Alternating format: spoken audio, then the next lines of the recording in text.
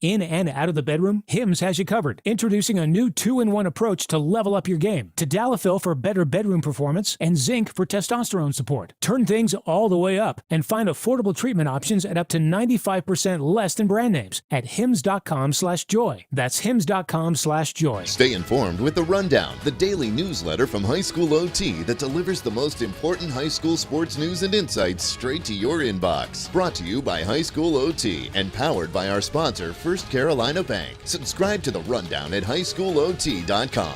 This hour of the Triangle Sports Leader is powered by Ritchie Law Firm, injury lawyers. Ritchie Law is on top of it. Go to ritchielaw.com. Get in the hole! That's ritchielaw.com. WCMC-FM HD1 Holly Springs. This is the Adam Gold Show on the North Carolina Sports Network. Dan Quinn, for instance, the head coach of the Commanders. Yeah. If he believes that he doesn't want to divulge anything to Tom Brady, he is under zero obligation to do so. Here's the other thing. How busy does this guy need to be? Save some money for the rest of us. Like, you're already a millionaire. Yes. You're now a minority. You're on the A team. Like, it's just like the rich keep getting richer. Greg Olsen was fine. Greg Olsen was amazing. Incredible. Tom is actually very good I at know his he job. is, but like, can you pick one thing to put your energy in? I mean, I guess not.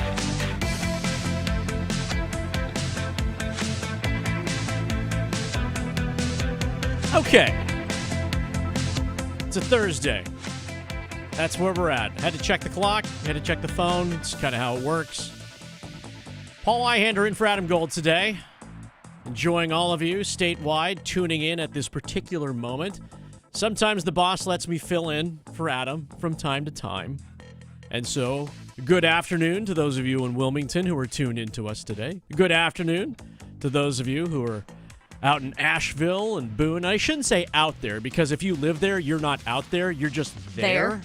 Yeah, that's one of those kind of geographical bias kind of things, because we are based in the Raleigh area. And we don't, we go, oh, up there, out there, down there. Over there. Yeah, over there, wherever it is. For those of you listening, you're just like, I'm just there. I'm just there. I'm just doing my thing. So thanks for making Adam Gold Show part of your daily routine. Thanks for letting me, Paul Ihander, sit in for Adam today. Adam is on a little bit of an assignment as the Carolina Hurricanes have opened up training camp. No, for those of you who aren't ready for hockey, I'm not force-feeding it upon you, but it is something that is happening today across the NHL as the entire NHL is opening up camp, and there's a lot of unique revelations that are coming out of the National Hockey League. But do not despair. Do not despair. There's a lot of football talk coming your way. I promise. Oh, by the way, you heard her voice just mere moments ago. As always, Victoria is here. Good afternoon, Victoria. Yeah, I'm here. I'm over here. You're over here. You know, we did not color coordinate today on purpose, but it just happened to be that way. It did. Great minds. Yeah, I'm wearing my Finnish Team Four Nations sweatshirt with lots of blue hues, and I have a little bit of blue under the collar as well, just to kind of keep it vibey. And for those people who look at you when you kind of mismatch when you dress, right? You've always been around those folks that they're wearing like something black, and there's like a little color pop, and then there's another color pop that makes absolutely no sense whatsoever. Yeah. It's kind of like City Connect jerseys for me, for baseball jerseys. I'm like, some of them I totally get, and others I'm like, that's not even your color scheme. No. Yeah.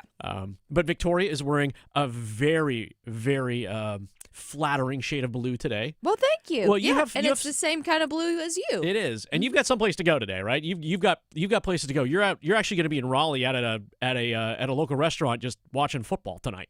Yeah, exactly. Pretty much. Well, got to represent our skateaway. So Sin City skateaway. Yeah, that's right. For those of you local here in the Triangle, there's some giveaways happening on the station where we're based, and Victoria's been part of that clearly, but now she's going to go hang out with the unwashed masses, the common folk. I have a friend who works the lounges at airlines. Oh yeah. And she always calls it the clamp it class. So yeah, anyone that sits behind the curtain. Right. So to speak, it's kind of clamp it class, because listen, when we all get on airplanes, and I know we're going to talk about sports, it's happening, I promise. And this is a sports show, and Adam does a really great job at doing the sports stuff, and I think I'm okay at it too. But we're going to make you laugh a little bit today, too, just because that's just how I roll. That's what we do. When you get on airplanes and you don't want to pay the extra baggage charge, what do? And for those who understand the Beverly Hillbillies, the old television show, black and white show, remember the Beverly Hillbillies, Uncle Jed and Granny and Ellie Mae, and I can't remember the others for the life of me anyway. Mr. Drysdale, he was the banker. Mm-hmm. Mr. Drysdale was the banker. I used to watch a lot of late-night TV as a kid growing up. Same. And they moved to Beverly Hills because they found oil. Well, what did they do when they packed up their truck? They put everything they owned on this truck. That's what you do when you don't want to pay baggage fees on aircraft. You pretty much put everything on you. You cram your carry-on full of stuff. And in many cases, and I have friends that do this, there's no shame in the game, I promise you, they layer up. Mm-hmm. You have maybe 3 or 4 layers going on, plus the jacket. Yep. Because you can wear a tank top to sleep. You can wear an undershirt if you need one. Usually under that, there's a casual. Maybe you've got a sweater if it's cold or something more formal, and then the jacket over the top. Mm-hmm. And guess what that costs you? Nothing. Yep. The price everybody wants. All right, which is what a lot of people are feeling right about now, just a few minutes into the show. They have talked about absolutely nothing. But I promise you, we're going to get it started right now. Let's get it started. Let's get it started in here. Let's get it started. I always enjoy filling in for Adam when I get the opportunity to do so. And I don't get the opportunity to do so very often. So for those of you who are just tuning in again, just for the first time, you're like, where the hell is Adam Gold? He's at Canes camp right now. Paul Weihander with you. Victoria is here as well. The Carolina Hurricanes and much of the rest of the NHL have taken their physicals, and today many players took to the ice. As a matter of fact, if you are listening to this show in real time, there are players on the ice right now in the East Coast. The West Coast will take their time. The Vancouvers, the Los Angeleses, the San Joses, and all the others will get themselves going. But for the Carolina Hurricanes, the team of record in the state of North Carolina, and for South Carolina too, I believe, for a lot of people, and Virginia, I believe, for a lot of, well, not so much Virginia because the Washington Capitals thing. True. They probably go up. Did you know Alex Ovechkin has a cereal? What? They're selling it. You're going to have to look it up for 7th inning stretch later on in the show. Yeah. They're selling Ovies? Are they called? I don't know if it's Ovies. Like Cheerios?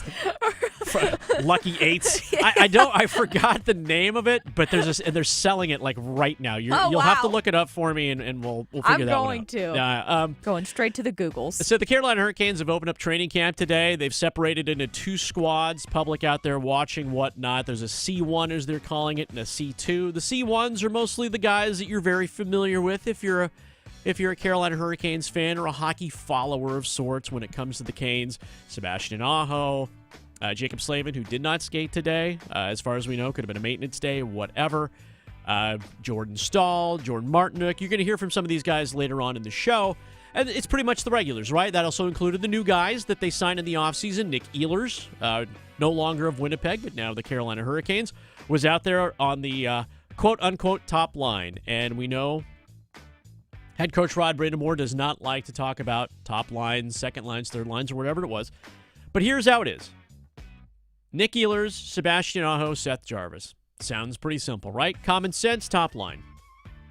Second line is where things get interesting and creates a little bit of a talk.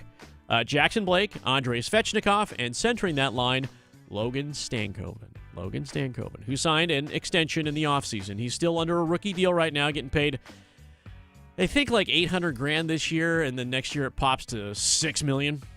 So bargain basement deal, second line center. The third line is Will Carrier, Jordan Martinook, Jordan Staal. Seems pretty lined up there. And the final line there is Taylor Hall, Eric Robinson, and a centering line, centers of Jesperi Kotkaniemi or Mark Jankowski. And so that's where those sit. It looks like that fourth line could be a pretty potent offensive line when it comes down to it. Taylor Hall is, an all-world player. He knows how to score. Eric Robinson, a really fast guy. But the interesting part about it is, and we don't need to talk about the Staal line because it seems pretty dad-ish, so to speak. The dad line there is Logan Stancoven. And Logan Stancoven is centering Jackson Blake and Andrei Svechnikov. That is the second line. Again, this is day number 1. We are fresh into the first practices of the year. This is the line that comes with the asterisk, subject to change, italics, bold, underlined, umlauts, whatever it happens to be. But Logan Stancoven said after practice that Rod asked him in the interviews at the end of the season, because he had played center for the majority of his life in juniors, but in the professional ranks when he was with Dallas, and then when he came to the Carolina Hurricanes late last season in the trade for Rantanen, that he went to the wing. And it's pretty natural for him to play center. Now, the question is, can he be a playmaker? Can he create things for Andrei Svechnikov and Jackson Blake? If this line holds, for me, this could be one of the fastest lines on the planet. Like, fast and physical. Guys that won't be afraid to mix it up. Now, there's some youth. There's no doubt about it. Andrei Svechnikov is the elder statesman on that line, and not by much. Again, you know, the joke with Jarvis is, yeah, what's it like playing with these old guys? And he's like, I'm only like, you're these young guys. He's like, I'm only like a year younger than these guys, right?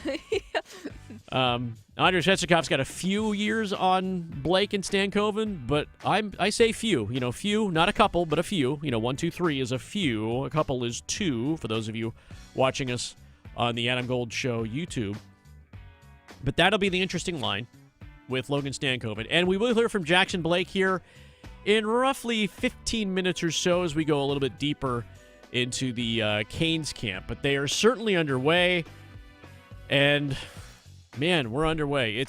This is not force-fed hockey for the first time in 3 months. And for the NHL and the NFL, and they're comparatively speaking, they run kind of along the same timelines, where the NHL now, if you just exclude free agency, take that out of the conversation, and you remove from the NFL mini camps, mandatory camps, and things like that, and just eliminate the draft, and you talk about seasons and training camps, the NHL is more of a year-round sport than the NFL. Blasphemy. But it's truth, and I will never lie to you. I have no reason to lie to you. I could lie, give you hot takes all day long, but even if you factor in the NHL free agency, and you factor in mini camps and the NFL draft, there's still a slight edge to the NHL when it comes to play. And next year, they're going to start the season at the end of September because they're dropping 2 preseason games. So now you're talking about the end of September for the NHL running all the way in to the middle of June for the Stanley Cup. Wow. That's a lot of hockey. It is. That's 9 months of schedule. I love it. Well, what do you have to cheer about there, Victoria? What about the Carolina Panthers? I know, right? We just have so many awesome teams in this state. Although we're terrible fans from Steve Smith's, perception. Steve Smith, we can talk about. I mean, I'm happy to talk about that here. We can, if you switch it to the. There we go, the Carolina Panthers. Those of you watching online and those of you here, we're going to switch the Carolina Panthers here real quick. To talk about Steve Smith's real quick, talking about how the fans fans are challenging right now. It's challenging to be a fan of the Carolina Panthers. Yeah. And I've said this on occasion, and I'm not a big fan for myself of this is stepping outside the fan. I'm just using the word fan. I'm not a big fan of Dave Canales telling us day after day, week after week, it was a good practice. I'm not crazy about that phrase. I don't mind the videotape. We're going to go watch the videotape and correct things. That's what you do. But when you tell me that you had a good practice, and to be fair, the media, and I'm one of them, we don't follow up by saying, so, what was good about it? It's like asking your kid how school was. Mm-hmm. Hey, how was your school day? It was fine. Right. Yeah. And then the follow-up, always, Victoria, what is it? You're a pet parent. Right. You're not a parent, but you can guess what the follow-up question is for every parent to their kid after they ask him, hey, how was school today? And they go, it was fine. Mm-hmm. What's the next question you would normally ask? Did you do anything fun? Did anything cool happen? How was how was your class? Right. Do you have homework? Right. How was it fine? Yeah. So how was that fine? How was your day fine? Mm-hmm. How was practice good? And we don't follow up on that question. We never ask that question. And it feels like the simplest follow-up. And we just take it at face value. That's my only frustration. Mm-hmm. Not. There are many, many other things. Yeah. But that's the one that gets me a little bit. Right. For me. And for Steve Smith, and I see where he's coming from. I can see where he's coming from when he talks about the fans and the challenge that it is they face. And there's a lot of thought about, North Carolina is kind of a little bit more of a transient state. People moving here from other spots. I mean, I'm one of them. I mean, I am. I fully admit that. I've immersed myself in Carolina culture as much as I possibly can. I've tailgated with some of the best and some of the finest people. Some of the best and finest people around. And it had great barbecue and great potato salad. Mama Hill, thank you very much for that. Nice. But there is a different breed of fan right now. There is a win now, win at all costs. We need to see this happen because we've seen this in other places. And we see turnarounds in other places happen so fast. And a lot of that is magic, to be fair. It's not sorcery by any means. Sometimes you just get lucky in timing. The timing is perfect. Everybody stays healthy. You made the one great draft pick. You signed the right guy. And you just have one of those amazing games where your guy kicks a 62-yard field goal to win it. In a game that you had no business winning, but you'll take the winning because it was a rock fight right till the end. Mm-hmm. There's a million variables that come along with fandom that come along with that. But with the Panthers, because it has this sustained, lengthy, just kind of ineptitude, right? Mm-hmm. You're searching, and I know you're getting sadder the longer I talk, Victoria. It's just being a Panther fan because... So I'm like born and raised here, and my dad and I are big Panther fans. Okay. Unfortunately. And his comments struck me as like totally out of bounds because I get it that we're frustrated, but I think we have a right to be frustrated. I mean, this franchise is a hot mess. And so for instance, they have gone 0 back-to-back above 500 seasons. We've had 7 straight losing seasons, working on our 8th. We have 7 seasons, 7 winning seasons out of 30 seasons. We've had 3 head coaches and 1 interim head coach in the last 4 years. So, you're asking a lot of a fan base to be okay, sit around and be okay with be it. Chipper? Yeah. I mean, we're passionate about our team. That's the thing. So nobody wants to sit around and see it be miserable, especially when you're sitting from your couch and you're like, if you would just do A, B, C, and D, that's what we need. Just do A, B, C, and D. And then Tepper is like, nope, I'm going to do X, Y, Z over here.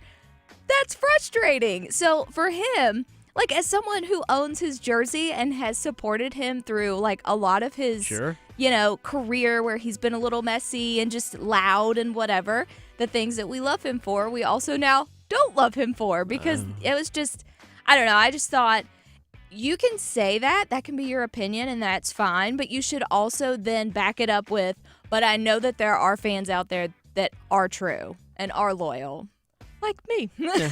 You definitely have no bandwagon to jump on or off. You have been on the ride the entire time. If anything, you can't get the seatbelt off. You've been like, come on, no, let me go, anywhere. Let me go. They're hitting the brakes, and you just can't keep going like this back and forth, and you're done. And you're like, I get it. Right. I get it. It's tough. Yeah. It's tough, and it's tough to hear it from one of your own. Yeah. One of your own, but we're still going to hug you, Steve Smith. Right. The fans are still going to hug you. They're going to embrace you. But, yeah, they're going to push back a little bit because there are fans like Victoria, who a lot of you just heard from right here, statewide, who have been buckled in for the entire ride, no matter what. Yeah, for good and bad. You have gone the 8 seconds bad. on the bucking horse. I know. Victoria, you keep riding. You keep throwing that handbag. Yeah, I got this. I got this. We're fine. Everything's fine. Right. It's like sitting in that room, the little meme where the dog's sitting in the room that's all surrounded by fire. It's like everything's fine. It's fine. I'm fine. It's fine. There's nothing to see here. Nothing to see here. Nothing to see here. We're good. All right. Let's talk about Thursday Night Football, shall we? There's a Thursday Night Football game tonight. It is, unfortunately, hearkening back to the days of when Thursday Night Football was first put into place. Thursday Night Football is Miami at Buffalo tonight. And for the longest time, Thursday Night Football was one of those entities that filled time. And it was always about the really ugly matchups. There was never a good matchup to sink your teeth into, to kind of go, yeah, I'm going to dig into that one. It was just to scratch the itch for a lot of folks. We're going to watch kickoff no matter what it is. And then we started getting some pushback, and then all of a sudden, Amazon gets involved, starts broadcasting games, and we start getting better matchups. We're like, oh, man, this is great. We're getting this awesome stuff. tonight's game, Miami and Buffalo, is one of those old school Thursday night football mess. Yeah. And it's tough to get invested, and I'm going to help you try to get invested in this one, even though the betting lines in Las Vegas say you shouldn't. Like, tonight is supposed to be the gimme. Yeah. Like, Survivor Pool, if you have absolutely no faith in picking teams, tonight is supposed to be the bit. Yeah, exactly. The Buffalo Bills are 11.5-point favorites. And in the NFL, a touchdown is a pretty decent spread. Mm-hmm. But now they've tacked on not just the touchdown, the 2-point conversion, plus the field goal, and another score. Right. And so there is very little faith. The Miami Dolphins, Tua Tagovailoa, Mike McDaniel can get anything going. And Mike McDaniel was...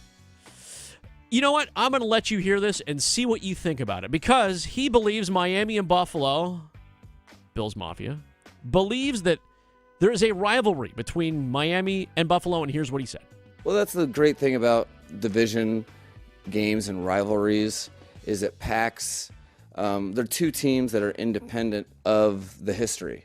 You know, extrapolate 45% roster turnover over however many years. But that being said, you can just feel the vigor of the history of the relationship. You can feel the intensity. It makes it, a really cool road atmosphere when we go up there because they are, pretty nice people that it comes to football, they black out and say a lot of things.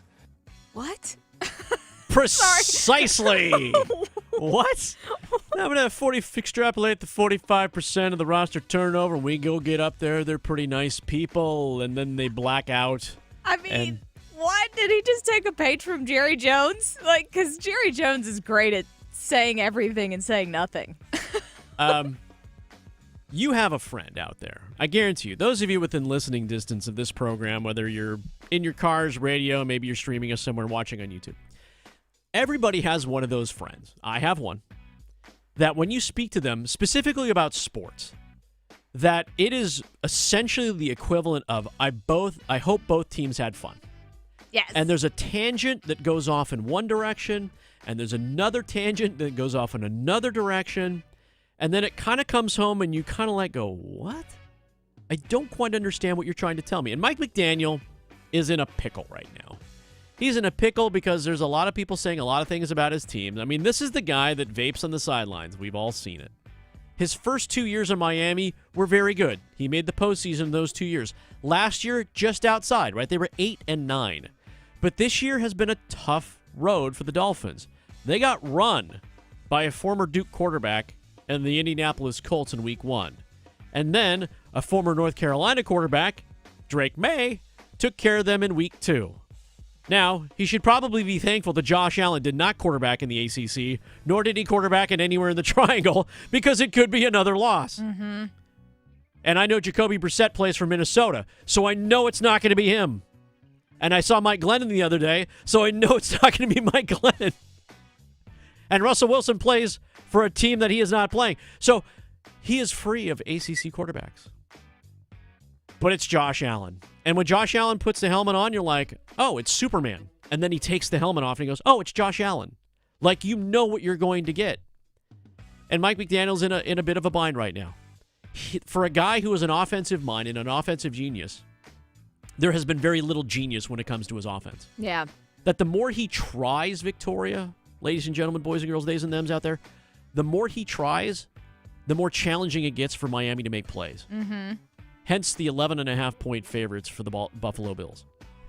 And that's tough. And that's tough for you to get invested into. And I want you to get invested into that.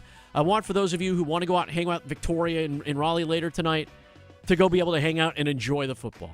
Because I know that's tough. I know that's tough because you're aching for it. You've waited all summer for something to sink your teeth into. And if you're a Miami Dolphins fan, that's great. Like, if you got South Florida ties, you're probably digging in and going, all right, tonight is our night. And then reality hits you smash in the face. And you're like, who's my anytime touchdown scorer? Probably going to be Josh Allen. Yeah. Maybe James Cook. Yep. Those are safe bets. Or if you're feeling plucky, Bills defense. Oh, okay. Bills defense. Yeah. I can And- see tonight being crazy. And tonight could get absolutely bonkers. Mm-hmm. And I don't want to forget, for those of you who don't care about that one, you may not lean into Rice or Charlotte at all. And Rice is a team, let's talk college football real quick. Rice is a team that isn't exactly coming into Charlotte on a hot barn burner of a streak. They beat the same kind of quality opponent that Charlotte beat last weekend, and it's in Charlotte. I could see the 49ers getting a win over the Owls. It's birds versus numbers. Right. It is. I'm like, I'm rooting for you, Albin. I am, Coach. 49ers, let's go. Let's go. Let's get back into that AC competition. Take down the Owls. Hoot. I don't know. What did they say in the Owls? I don't know. Yeah, maybe. Is it go hoots? Maybe, Is yeah. it cahoots? I don't know. Who knows? Something, eh? Now I'm curious. Go get it, Charlotte. Go make it happen tonight. Make people care. And you kick off 45 minutes before the Thursday night football game. So keep people eyes on you. Eyes on you. Eyes on you. All right. Paul Ihander in for Adam Gold today. It's the Adam Gold Show. Appreciate all of you indulging that as we got things started for you. Coming up next, we are going to talk some NHL, some chats with a guy who signed a big extension of the offseason, Jackson Blake. That's coming up next on the Adam Gold Show. Stick around. Questioning goalie interference calls since day one. The Adam Gold Show on the North Carolina Sports Network. We've got NFL tonight on 99.9 The Fan. Presented by WakeMed. Showtime, prime time. Your primetime matchup is an AFC battle. Miami and Buffalo. Here we go. Woo! Pre-game starts at 7:30. Y'all know what time it is, eh? Kickoff at 8:15. Hey, together, baby. We just do this one play at a time. On the Triangle's home for the NFL, 99.9 The Fan. We came here for one thing, to win. Hey, everybody. Paul Ihander from 99.9 The Fan for FanDuel. Every NFL Thursday is your chance to hit the jackpot on FanDuel. Because with FanDuel's Thursday touchdown jackpot, you can win a share of $2 million in bonus bets each week.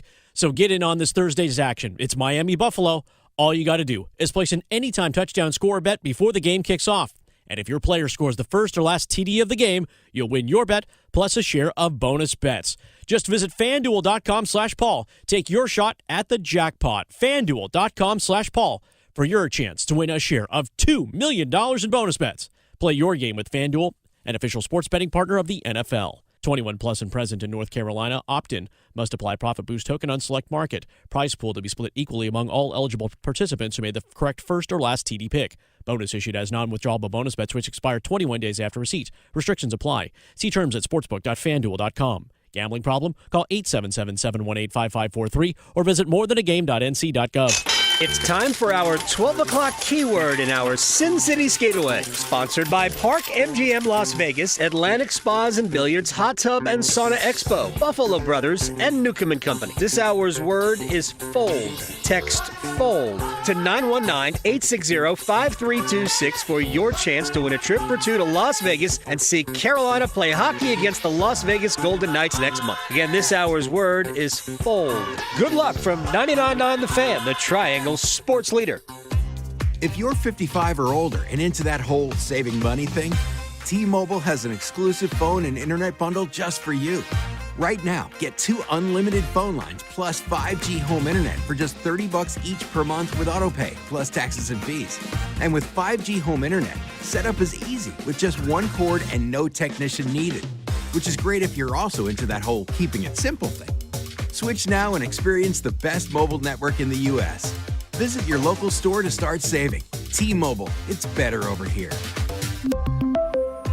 Based on analysis by Ookla of speed test intelligence data Q4 2024 to Q1 2025, Ookla trademarks used under license. Unlimited on our network. Customers on voice plan may notice speeds lower than other customers and further reduction if using more than 50 gigs a month due to data prioritization. Video streams and SD on this plan. Home internet pricing after $20 and monthly bill credit plus $5 per line without autopay. Debit or bank account required. See 5G device coverage and access details at T-Mobile.com.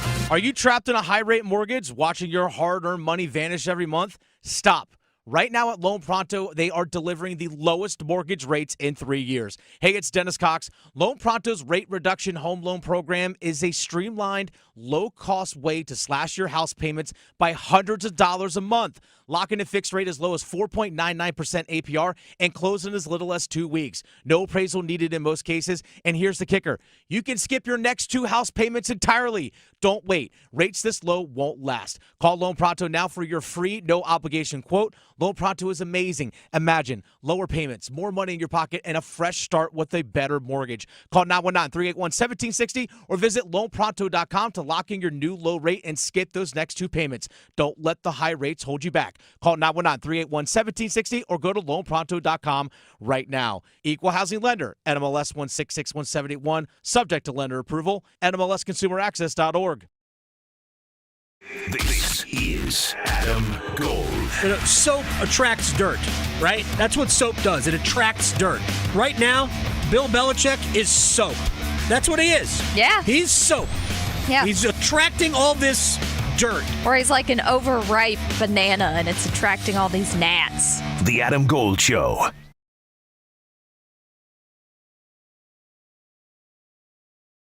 Bum bum bum bum bum bum bum bum bum bum bum bum ba-da-dum bum bum bum.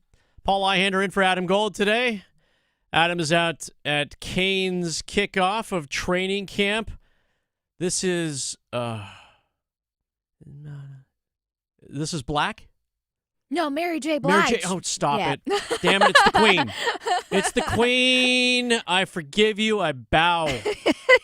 Bow to you, Mary J. God, I'm such a fool. She's so good. Well, you're I almost thinking about cursed. Canes. I almost cursed. No, that's shame. Shame on me for not knowing Mary J. I was like, Black, and then I was thinking, come, baby, bring it all to me. Oh, man, You're I'm gonna have get to that play one. that one. You have to get Yep, that one out. That's a good one, That's too. a banger. I know. These last forever. See, when you and I hang out, we can do music and sports. Yes. That's the best part about this. That's the best part about this show. Like, we're going to give it all to you. You're going to get it all to you. I have a tendency when I fill in for Adam, I wear the unusual kind of sports shirts and whatnot. And someone shouted out last time I was on this program, I had an Arizona Coyotes throwback sweater on. yeah. So I'm wearing my Team Finland from Four Nations today. Wanted to break it out. Wear a little... for hockey. Right? Keep the trend going. For the hockey. And so the Carolina Hurricanes open up training camp today. They open up with their brand new guys. Lots of guys. Keandre Miller is in town. He's here. Andre Nikishin, Alexander Nikishin. We're not worried about him staying at a Holiday Inn in Istanbul, Turkey anymore. He's stateside. We're not worried about that. We are worried about, though, and this is legitimate for me, and it's not a worry, but I'm eager to see the progress. The big thing last year when he joined the team, and again, it came during the playoff run, which was already tough enough. Like, he made his debut during the NHL playoffs, which kudos to him for being able to pull that one off. That takes a lot of maturity. It's clear he had played high-level hockey and had high-level skill in the minutes that he put out there. One of the big concerns about Alexander Nikishin was his ability to communicate on the ice. And so I'm eager to find out, wondering what he did, because we see this like in professional wrestling right now. We're seeing a lot of Mexican wrestlers coming in, Latin American wrestlers, Puerto Rican wrestlers coming into like the mainstream products. For those of you who follow wrestling, I'm talking specifically about WWE and AEW. These two wrestling promotions have brought in a lot of Latin American wrestlers and Caribbean wrestlers as well. Some do not speak very good English.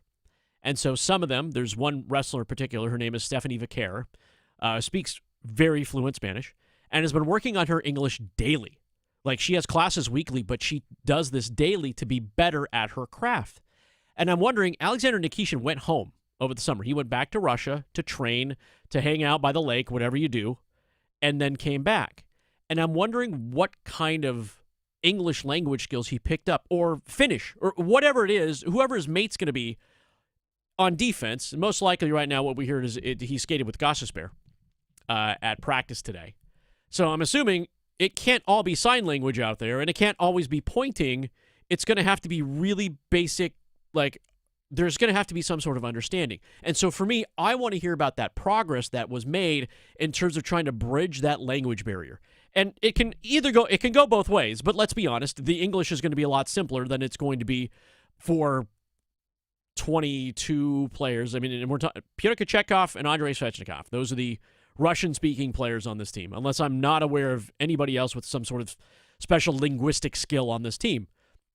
As I mentioned, I'm wearing a Team Finland jersey. So Sebastian Aho, Jesper Kokiniemi, to speak Finnish. And again, Danish from Freddie and so on. You get where I'm going with this, folks.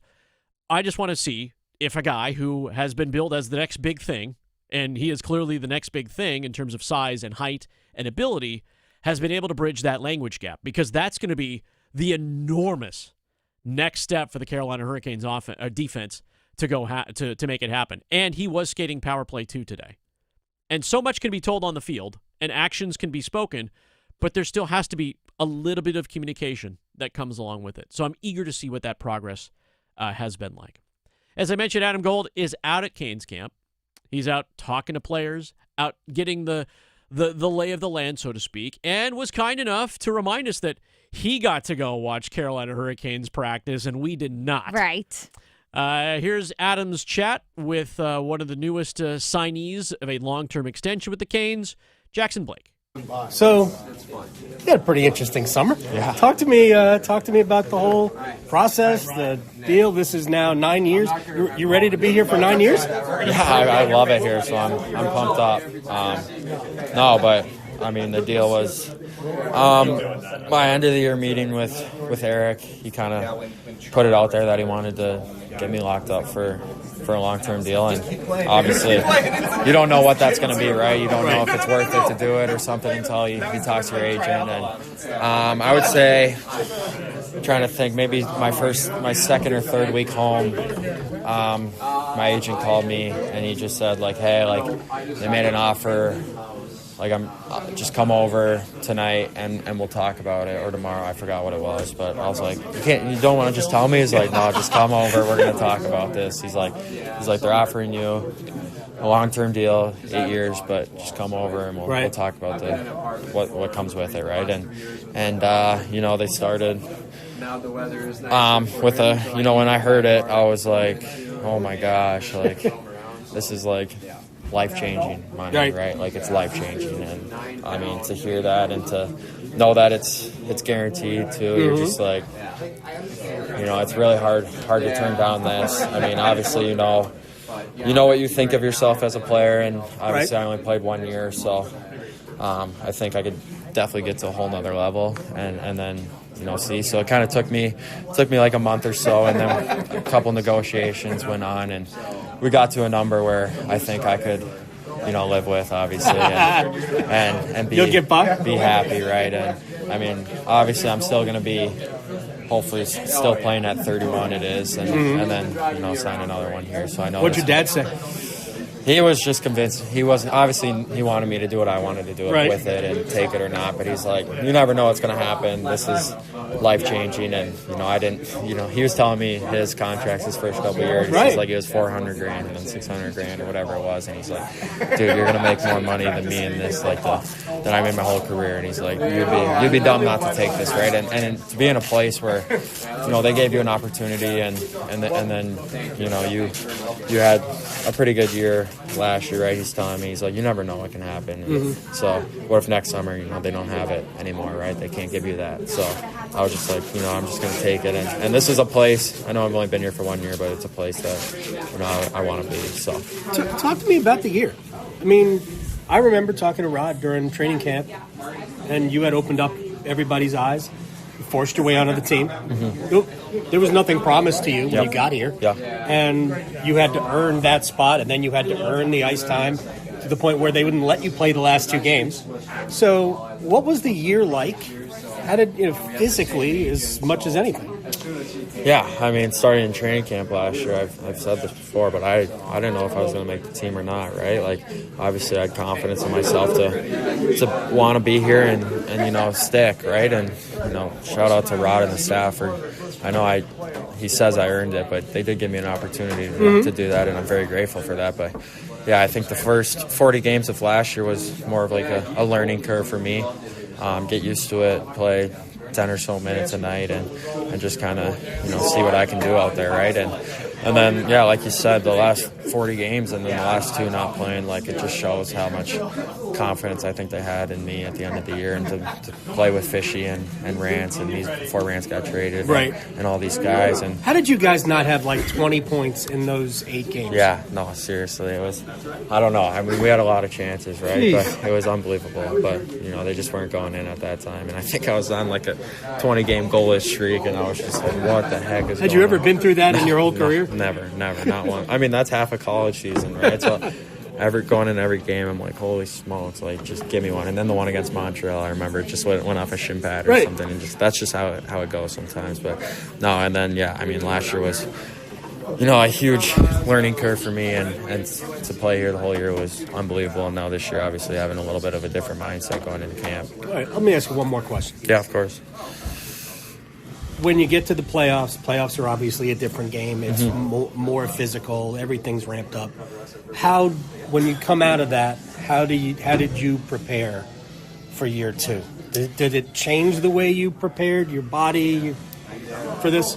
Yeah, I think so. I mean, obviously, that was like, I don't even remember, almost, what is that, a month and a half of playing every other day pretty much, right? So I think I took a little time off from the gym and the ice, like 2 weeks or something, and then I was like, all right, I got to get back. I feel lazy right now, but no, it was good. I think, obviously, last year I learned that, it's hockey every single day, and not a lot of off days, so I didn't skate as much as I was doing the last couple summers, just because I know you skate so much here, right? And I feel like I'm a younger guy, so it'll catch up to me a little quicker. But I was never out of shape or anything like that. I was grinding in the gym and stuff like that. But I knew how big of a grind the year is, and then when you get to playoffs, obviously that's a little ways away right now. But it's a grind, so you gotta enjoy your time at home, spend as much time with your family and my girlfriend and all your buddies and stuff like that. Hit the course and do all those things that kind of get you mentally reset and mentally ready for the next year. And I think I did a good job of that. Obviously, the summer just flies by when you do stuff like that. You're here. But we're back, and, ready to get it going again. Ready to get it going again. Jackson Blake with Adam Gold. Jackson Blake, again, signing the big extension in the offseason. Going to be a Hurricane till about the age of 30. And then figure it out from there. And you hope that there's success with him and this team. This core is locked down outside of the goalie position. This core is locked down for the next 2 years minimum. That is Jordan Staal at 2 years, Jordan Martinook at 2 more years as well. The same with Pyotr Kochetkov. Freddie Anderson, of course, signing the 1-year deal in the offseason to stay. Everybody else is long-term. Taylor Hall would be the next one. But then really everyone else is here. They're staying. They're not going anywhere. So this Carolina Hurricanes core is locked in. And so from practice today, just to give you some updates, some actual news to sink into, this can't all be about opinion. This can be a little get to know you, get some stuff. Jacob Slavin did not skate today. He was sore, and he will not go until he's 100%. So Jacob Slavin had a clear, busy offseason. Keandre Miller, new pickup, former New York Ranger, signed in the offseason, signed in trade. And the offseason with the Rangers, was wearing a yellow, no contact, as was Mark Jankowski. According to head coach Rod Brindamore, they're just a little nicked up, and they're just slow playing them to start camp. Power play units, Gostisbehere, Svechnikov, Jarvis, Ehlers, Aho. Kind of what we figured with the signing of Ehlers in the offseason, gives them that extra punch. Power play 2 is headed by Alex Nikishin. And then, for those of you who didn't join us at the start of the show, Logan Stancoven is centering the second line right now with Jackson Blake, who you just heard from, and Andrei Svechnikov. So clearly some moves have been made. Clearly some lines have been thought of. And I remind all of us that we are day one. It is day one, but the Carolina Hurricanes, the weird part about training camp, right? This is not the traditional ramp-up like you would expect. The NBA is a little bit kind of tighter too, but Major League Baseball has the entire month they call spring training, of course, and the NBA staggers out a little bit more. NFL traditional training camp, they have like 3 weeks before they even play. In hockey, most guys are kind of ready to go, except, of course, when you're nicked up and you got to wear the jerseys. In hockey, you play right away. Carolina Hurricanes' first game is Monday. They play Monday. Today is Thursday. Right. Yeah, you're talking 3 days just to kind of get your feet from underneath you. I can't imagine most of these guys live near an ice patch or live in a climate during the summer that has ice, unless they spent time at the North Pole or Antarctica. Right. They were at the beach. You heard Jackson Blake is like, I spent some time with a girlfriend. We know Logan Stancoven was on a beach. Yeah. All these guys have cabins, too. Right. That's one thing I've learned. Everybody's got a cabin. Right. So they weren't out, just gallivanting around on boats or on skates and whatnot, but they just jump right back into it. So the speed up will be there. The expectation is there, too. There's no doubt about it with this team. And even with $10 million in cap space and a lot of weird rumors that are floating around there that they're still in the hunt for a second-line center. And let me let you in on a secret, ladies and gentlemen. Every NHL team wants a second-line center. It's without a doubt. It doesn't even matter who you are. You want a second-line center. Montreal being one of the latest and greatest because they made a trade to the San Jose Sharks, who gave them a monster gift in taking on the contract of goaltender Carey Price, who hasn't been in goal in 2 seasons since they made the deep cup run several seasons ago. 3 years ago, I believe it was 3 years ago. He hadn't played. So everybody wants a second-line center. Right now for the Carolina Hurricanes, that second-line center, at least after day one, seems to be Logan Stancoven, who played at center pretty much his entire life in juniors when he was playing peewees and whatnot, but when he got to the pros, was playing on the wing. And that's where we were at. All right, coming up next, we're going to squeeze it in, I promise, here on the Adam Gold Show. One-timers. It's on its way. Talking sports so you don't have to pretend to know stuff. The Adam Gold Show on the North Carolina Sports Network. Adam Gold here from my friends at FanDuel, America's #1 sportsbook. Thursday starts the new NFL week, and FanDuel wants to line your pockets with the Thursday touchdown jackpot, in which you can win a share of $2 million in bonus bets. All you got to do, pick an anytime touchdown scorer, Josh Allen, don't make it complicated, for tonight's game, and if your player scores the first or last touchdown, you will win your bet plus a share of $2 million in bonus bets. FanDuel.com/AGS. FanDuel.com/AGS. $2 million in bonus bets, people. 21 and over and present in North Carolina. Opt-in required. Must apply profit boost token on select market. Prize pool to be split equally among all eligible participants who made the correct first or last touchdown pick. Bonus is issued as non-withdrawable bonus bets, which expire 21 days after receipt. Restrictions apply. See terms at sportsbook.fanduel.com. Gambling problem? Call 877-718-5543 or visit morethanagame.nc.gov. You've only got so many weekends. Spend one doing something nobody saw coming. Is it a party, a festival, a race? It's all of that, and all at once. Concerts, tailgating, unbelievable action, 100 reasons to say this is actually awesome.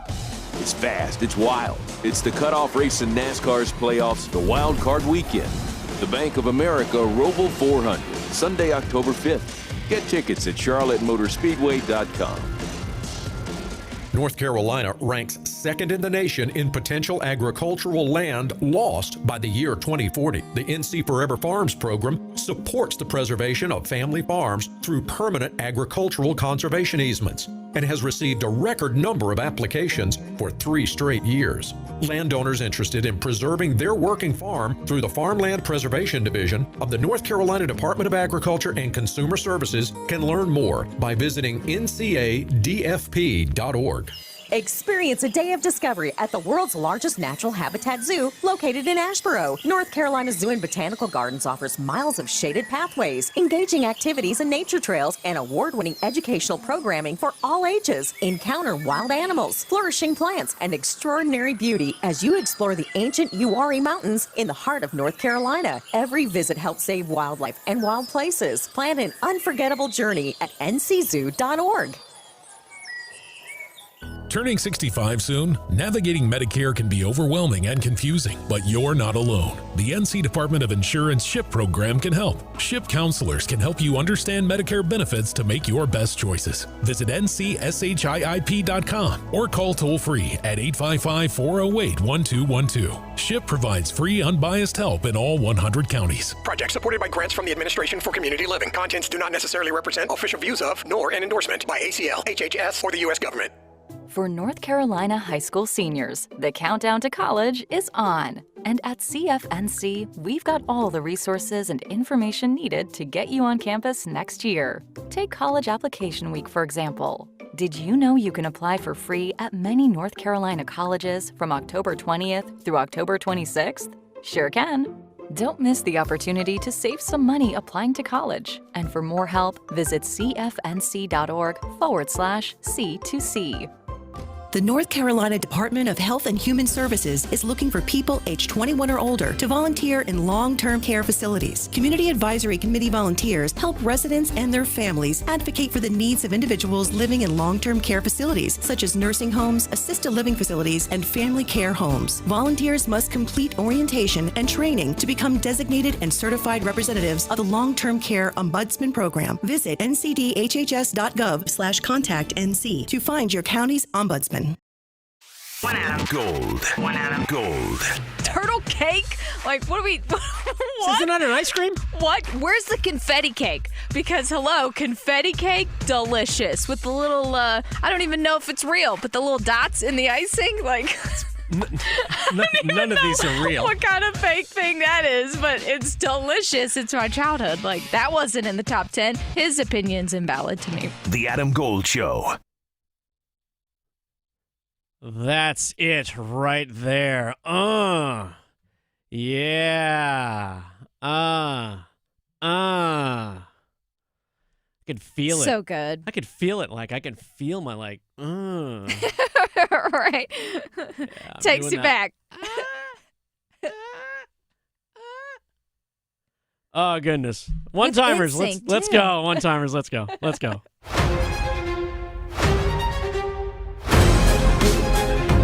Okay. All right. Listen, we could do that for the next 2 hours. Oh, yeah. No, I know. Next 2 hours. 100%. I know. Well, we will. We will. We'll keep the good vibes going. Okay. So, looking at our YouTube stream. Okay. Everyone is welcome to add them there, or you can tweet at me on the Twitters. But first up here, we've got, let me see, where did I have this at? I have so many of them. So let's see. The first one for today from Jared. Okay, Jared. He's a Bucks fan. What up? Does Dave Canales' continued optimism/positivity get old for Panther fans? Sometimes we as fans want to hear the head coach say what we're all thinking in his opinion. Okay. I'll keep it real short. I'm bet on record with this with Dave Canales. I appreciate positivity. I appreciate optimism. I'm an optimistic guy. Yeah. I truly am. At a certain point, you tell yourself the same lie. What's the adage? You tell yourself the same lie over and over and over and over again, where it becomes truth. And I think that's what's wearing on fans a little bit, is because we're being told and you're being told, hey, we're out there executing. We just need to execute more. We just need to execute more. We need to follow through. We need to finish, right? We need to finish. We could put all these on T-shirts. Like, I've got a whole list of them. The short answer is yes. I think fans are like, we want results. We want wins. We can't keep sugarcoating losses. We can't keep finding all the little teeny good things. The little teeny good things are for the players. For the fans, we see what we see on the field. We see balls getting dropped. We see very little pass rush. We see, the clamor is like for the rookies to play a little bit more. We see some of that. So, absolutely. And combined with the fact that his counterpart in Tampa, Liam Cohen in Jacksonville, had success against him in week 1. I think that's also sitting kind of weird with Panthers fans as well. Just one person's opinion. Yeah, no, I would agree. And be real, Dave. We don't feel like it's real. We want you to be frustrated too. Next up, I love these questions from Jared also because he's a foodie, and so he'll throw out food one-timers. All right. So I love these. What is your must-have food items at the state fair? Because it's going to be here before you know it. He said his is deep-fried pumpkin pie. Okay, so deep-fried anything, having been to the fair on the busiest days here and having been to the fair on the slowest days, it's a little tough for me to kind of pin it down on one thing because I like the exotics. So I remember they had this Korean hot dog last year, I believe, with some extra stuff or whatever it is. To be fair, I like a good kind of like burn the roof of your mouth funnel cake. Okay, yeah. That it won't matter, but I'm a caramel I know. I say it both Caramel ways. caramel. I'm a caramel caramel guy. So if you put that on top of it with a little bit of the powdered sugar and you see me like rolling around and it's kind of messy on me, that's kind of my bit. Yeah. I'm not crazy about the sugary peanuts, almonds thing. Yeah. I could go without the lemonade. I do hit up, though, inside the Coliseum, inside... Oh yeah, where they have all the little. They have all the exhibits North Carolina and stuff. Like there was a cheerwine sample tasting there a couple of years ago. Yeah, I just go kind of straight there. I introduced my family, my kids to cheerwine. Yes. Big mistake. Oh man. Can't, Well, yeah. I can't have enough of it around the house. Never. Not Sundrop, but cheerwine. Got That's you. okay. All right. Cheerwine's the All right. best. I love All right. cheerwine. Mine's the fried cheese. I Fried love the cheese. Wisconsin like fried cheese Okay. with the even the like spicy ranch too, the jalapeno. Oh, so dig it. good. I dig it. I mean, you can't go wrong with cheese. So next up we have, what are your thoughts on the Hurricanes signing Michael McLeod to try out a contract? This is complicated. I only have like a minute. Here's what I can tell you. When it comes to the situation that he finds himself in, and this is a longer story than we have time for. He was acquitted, along with 4 other players from the Canadian juniors team, of assault. He was not charged with a crime. There may be some other civil things or whatever it is, but he was not charged with a crime. I can tell you that Matt Araiza of the Kansas City Chiefs, who was drafted by the Bills, I believe, and then he was accused of assault as well and acquitted and charges were dropped. He now has a successful career. It does not take away from the fact that whatever was done in terms of the eyes of whatever you believe in wasn't right. But it's pretty clear within professional sports that everyone gets a second chance, especially if the slate is clean. They sign him and he's productive and he's apologetic and he's done what he needed to do, then I'm okay with it. Chapel Hill to Charlotte, Greenville to Greensboro. Your sports, his state. The Adam Gold Show on the North Carolina Sports Network. Adam Gold from my friend Gordon Miller, Miller Lending, Kildare Farm Road in Cary, and I am here to save you thousands and hundreds. Which would you like to save? Oh, both? We can do that. Here's how we save thousands and hundreds. We save thousands by never paying closing costs with Miller Lending. Other lenders roll closing costs into loan amounts. That would never happen at Miller. We just don't pay closing costs. Not like you're getting away with it. You don't have to. The truth of the matter is that closing costs are basically fees that just lower your monthly payment by about $50. Why would you pay thousands for that benefit when you can simply refinance free of charge when the rates come down later on and lower your monthly payment? This is the way to do it. It's the system. Play the system properly. Miller Lending, no closing costs ever. You save thousands. Lower your monthly payment when the rates come down. Freedom. Miller Lending on Kildare Farm Road in Cary, an equal housing lender. NMLS ID 2502146. The rarest finds, the finest brands, the moment you've been waiting for. September 25th through 27th, discover an unmatched collection of pre-owned Rolex and Cartier watches at Bailey's Fine Jewelry in Raleigh's Village District. For 3 days only, shop highly coveted timepieces as well as an expanded selection of luxury pre-owned handbags from the designers you love. Visit Bailey's Fine Jewelry September 25th through 27th for iconic watches and coveted handbags. Visit baileybox.com for details. Ready for your next ride? Wilkinson Chevrolet Cadillac GMC in Sanford has the newer used car you've been dreaming of, plus state-of-the-art service and collision centers. Wilkinson Chevrolet Cadillac GMC. 3 great brands, 1 trusted name. Visit today or at wilkinsoncars.com. My name is Katie. I'm a Spectrum customer for mobile and internet, and I grew up on a farm and ranch in Nebraska, so I'm always cowgirling. Cowboy culture, you never want to pay more than you have to because there are so many expenses that go into farming and ranching. To have any efficiency on the farm, you need extreme connection and reception. I bet we save about $180 a month with Spectrum, and that's $2,100 for the whole year. Real customers, real savings. Visit spectrum.com/save. Real customer testimonial, compensated, not scripted. Every touchdown can bring you closer to a payout with DraftKings Sportsbook, an official sports betting partner of the NFL. New customers bet just $5 and get $200 in bonus bets instantly. Plus, score over $200 off NFL Sunday Ticket from YouTube and YouTube TV. Download the DraftKings Sportsbook app and use code TIMD. That's code TIMD with no spaces to get $200 in bonus bets instantly when you bet your first $5. Plus, over $200 off NFL Sunday Ticket from YouTube and YouTube TV. In partnership with DraftKings, the crown is yours. Gambling problem? Call 877-185-543 or visit morethanagame.nc.gov. 21 plus, North Carolina only. Eligibility restrictions apply. Bonus bets expire 7 days after issuance. See sportsbook.draftkings.com/promos. NFL Sunday Ticket offer for new subscribers only and auto renews until canceled. Digital games and commercial use excluded. Restrictions apply. Additional NFL Sunday Ticket terms at youtube.com/go/NFL Sunday Ticket/terms. Limited time offer. You like saving money, right?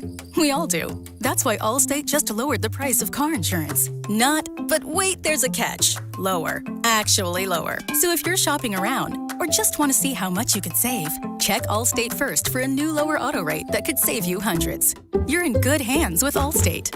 Not available in every state. Only applicable for new auto insurance business. Rates will vary by several factors, including how you purchase the policy. Potential savings vary. Allstate North American Insurance Company and Affiliates, Northbrook, Illinois. I'm attorney Brian Ritchie. Big truck accidents can cause life-changing injuries, and life-changing injuries deserve life-changing money. I know big truck wrecks, and I know how to fight those big insurance companies. If you've been hurt by a big truck, contact us at richielaw.com. I'm on top of it.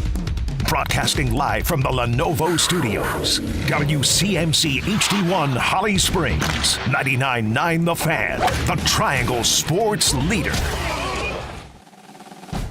You're listening to The Adam Gold Show. Snap back, set down, boot it up. It's got the leg, it's got the chance. It is good! A school record 55-yard field goal. And Aiden Burr delivers the dagger that slays the Tigers. There's nothing more awesome this time of year than college football. Nothing. Well, okay. Maybe a good pig picking. I don't know. You know, apple cider. Oh, yeah. Those are good things, too. Man, those, the apple cider donuts. Oh, my goodness. Oh, yeah. Talk about fair food. I need some good places to get that besides the fair. I spent some time in upstate New York a couple decades ago, and this time of year you could go to every farm, and they made them on site, and they put them in the bag. Yes. The paper bag. And they'd shake all that, handfuls of cinnamon, sugar, salt, and whatever it was. And they'd shake that thing up real good, and they were hot and fresh, and they were cheap. Like, and sometimes they were small, sometimes they were larger, but a couple bucks set you back. You had a good day. Paul Wyhander in for Adam Gold today. Adam on assignment out at Carolina Hurricanes training camp. The NHL has opened up for business once again. Everyone's taking their physicals, and they're now skating on the ice. Carolina Hurricanes are no stranger to that, so they've done some run-throughs. We heard from Jackson Blake in our last hour. Coming up in this hour, we will get a chat with Jordan Staal. So we'll listen to the captain. That one not too far away from now, maybe, 10, 15 minutes tops. Something along those lines. That's where we'll get. Let's take two to start this second hour of the program.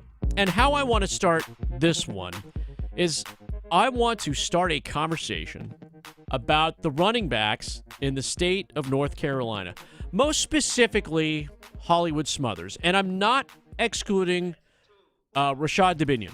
Rashad Dubinion at App State, who is also among the top 10 rushers in college football right now in terms of yardage. And we know statistics speak volumes. Statistics are what we base our judgments on. And Dubinion at App State is third in the nation. Third in the nation, which places him in very good company. Robert Henry of UTSA. I'm looking at the list right now, so don't mind me. Justice Haynes of Michigan. That's the one I think a lot of folks know. Nebraska's Emmett Johnson. And number 6 on this list. 6. He was 20 last week. Number 6 on this list nationwide. Hollywood Smothers of NC State. And he has gone up against some pretty tough competition. Tough competition in the fact that NC State did not play a very soft schedule. Some would argue it was kind of Charmony at times, but when it's ECU and Virginia and Wake Forest, those are all name-brand college football teams we can all get behind, especially those of you who follow like sports just within our listening area, right? It's not hard for me to go outside and shout at a Virginia Cavaliers fan, go Hoos, Virginia Tech, or for me to go East Carolina. A lot of folks in Greenville joining us in this hour and say, hey, I'm going to be out your way this weekend. ECU BYU. I'm excited to come out for that one. And the same goes for App State. Boone, Asheville, Carolina, you get it. You've seen it in person. But when I talk about Smothers, I keep wondering why there aren't ESPN Game Day promos about this guy, why there are big noon kickoff promos, features about this guy, why more and more aren't talking about him. And it feels like it's a little provincial when we talk about running backs in the Carolinas. And again, I said Rashad Dubinion at App State, and he did pad some of his numbers in a game against Charlotte. But it was Charlotte, and they dismantled them, and we all went, oh, they're going to take care of him. And then they played a team, Lindenwood. I couldn't even tell you where Lindenwood College University is. Dennis Cox probably could, who comes in the show after us here on our flagship station, 99.9 The Fan, because he loves those small colleges. He probably could. But Hollywood Smothers isn't being talked about, I think, as much as we could. And last night, NC State Wolfpack, much like all schools, do coaches' shows. And one of the guests was the offensive coordinator, Kurt Roper. And Kurt Roper talked about Hollywood Smothers, and he said, Hollywood gets what we're trying to do with the Wolfpack. We've been fortunate to have him on our football team for a while now, and he's definitely a playmaker. He's a guy that can, score from a long way, that can make something out of nothing, that obviously understands what we're trying to accomplish in the run game, and he's got some guys up front that are helping him get that done. But, we're all better coaches with good football players and fortunate to coach him. Credit goes to where credit is due, right? You have the right schemes, you have the right calls in place, and you're getting that up front. The beef is moving, right? The cows and the cattle are moving. What he said about Smothers is finding the right holes and finding those tight spots. I equate it, and I'm a big fan of analogies. So those of you who listen to my show locally in the Triangle part of North Carolina every morning at 9 o'clock, you understand where I'm coming from. And I'm a big fan of this analogy when it comes to shifty running backs and guys that find the spots that others don't see. And Smothers has vision. It's very clear. He's 5'11", Charlotte, North Carolina native. He has vision, and he sees things before they develop. And when he sees those things, he sees the holes collapse, and he makes two options. He takes two choices. One, usually, and you can go back and check the tape, right? Check the tape. He'll bounce it outside. He'll always bounce outside because he has the room and the space to do it, plus he has good blocking in front of him. Like, his receivers finish plays in that aspect. They're very good at it. The other is, and here's the analogy, you've seen those movies where the guy is trying to escape from all the bad guys shooting at him or shooting arrows at him. And he goes running at the door that is suddenly closing from the top. And it keeps getting smaller and keeps getting smaller and keeps getting smaller. And Smothers has to make two choices. One, try to go around it or face the bad guys, which usually isn't his option. Or two, slide underneath that closing door. Every John Wick movie ever. He manages to get through the door 99% of the time, and it shows it with the statistics that he has been putting up.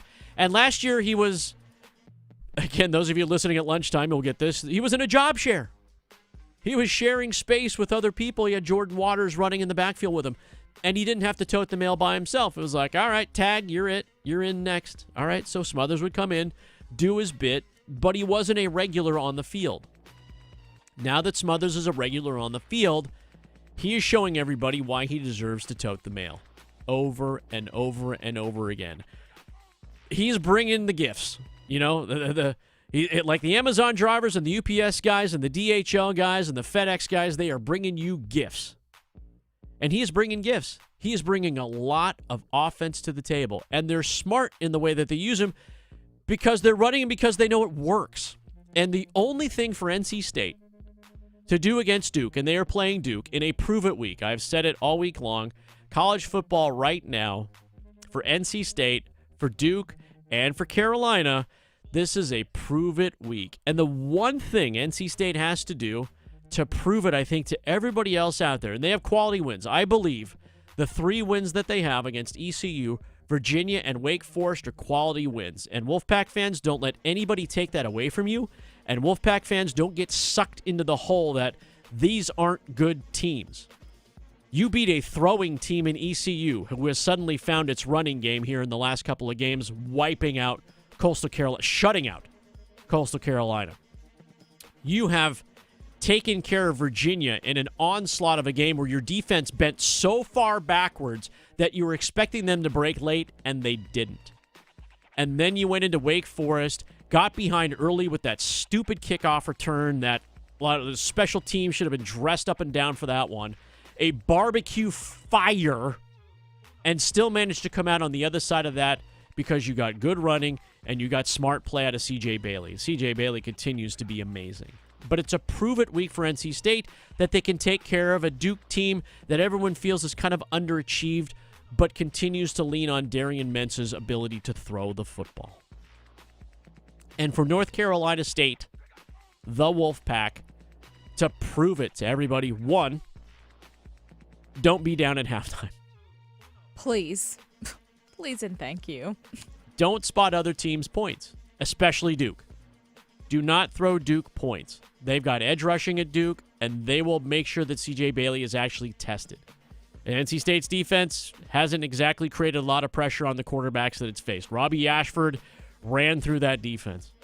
The same thing with Hauser, and certainly, even though Chandler Morris didn't come out on the other side, he's a very capable running quarterback and can throw the football as well. They have faced some of the best right now. You can say I'm a liar. Say it. You can say I'm lying to you, but I disagree with you. But State cannot afford to get behind Duke because Duke will play from ahead, and they like to play from ahead. They haven't had a chance to do that since Elon, really. The comeback in Tulane was too little too late at Tulane, and it padded some statistics, to be fair. And Illinois was a half a football game, and then they got outclassed late and made their own mistakes.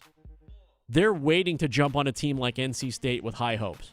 They're waiting to make that happen. And I think by creating some discussion around a guy like a Hollywood Smothers, by being pumped up to be able to think about that, I think that's all good.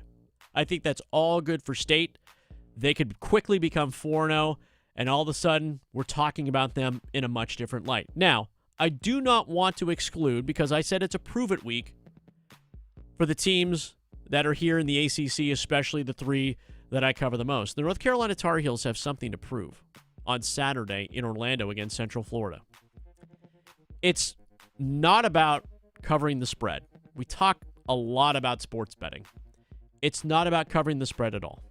It is about playing up against another team that has that went through the exact same transition that Carolina went through in the offseason.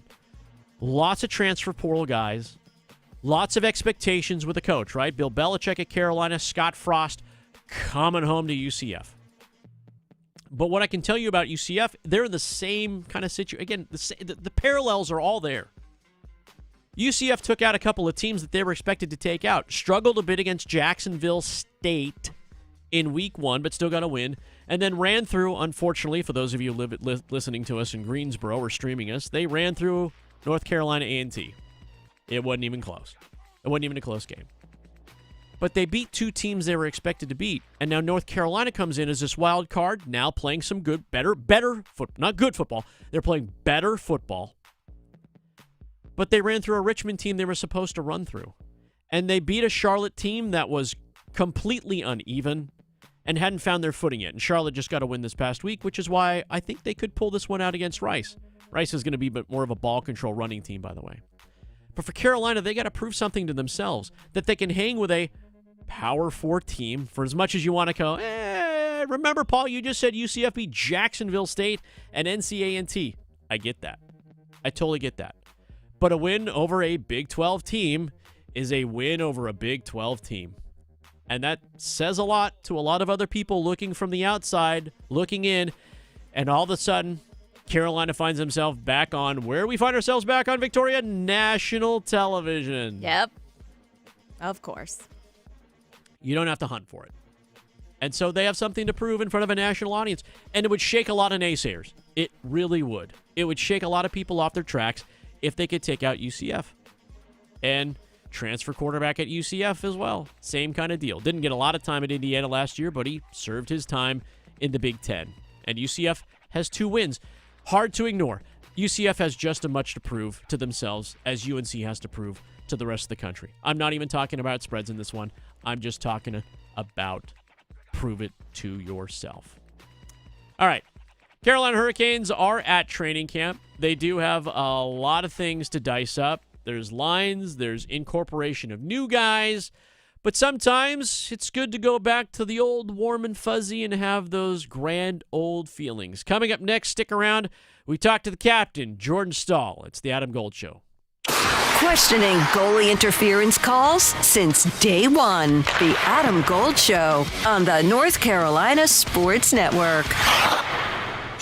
It's time for our 1 o'clock keyword in our Sin City Skateaway. Sponsored by Park MGM Las Vegas, Atlantic Spas and Billiards, Hot Tub and Sauna Expo, Buffalo Brothers, and Newcomb & Company. This hour's word is champ. Text champ to 919-860-5326 for your chance to win a trip for 2 to Las Vegas and see Carolina play hockey against the Las Vegas Golden Knights next month. Again, this hour's word is champ. Good luck from 99.9 The Fan, the Triangle sports leader.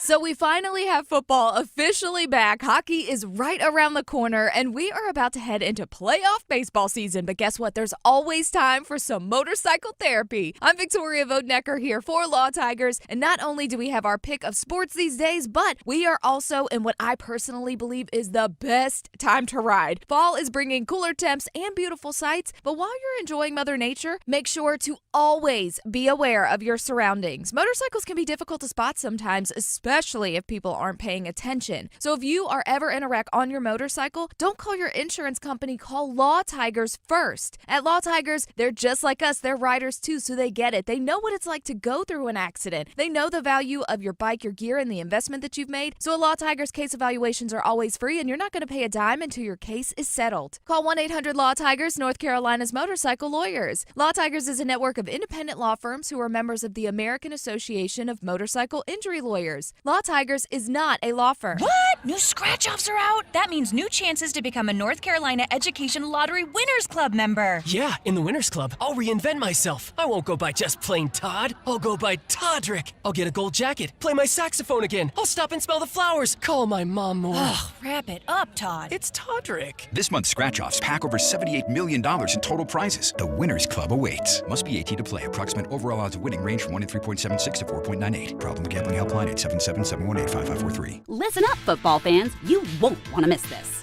Right now, new Bet365 customers bet $5 and get $200 in bonus bets, win or lose. So you could turn that $200 into something bigger when you bet on moneyline, spread, totals, player props. $200 in bonus bets when new customers bet $5. I know where I'm going to bet from now on. Ever ordinary at Bet365. Gambling problem? Call 1-877-718-5543 or visit morethanagame.nc.gov. Must be physically located in North Carolina. T&Cs apply. In-app only.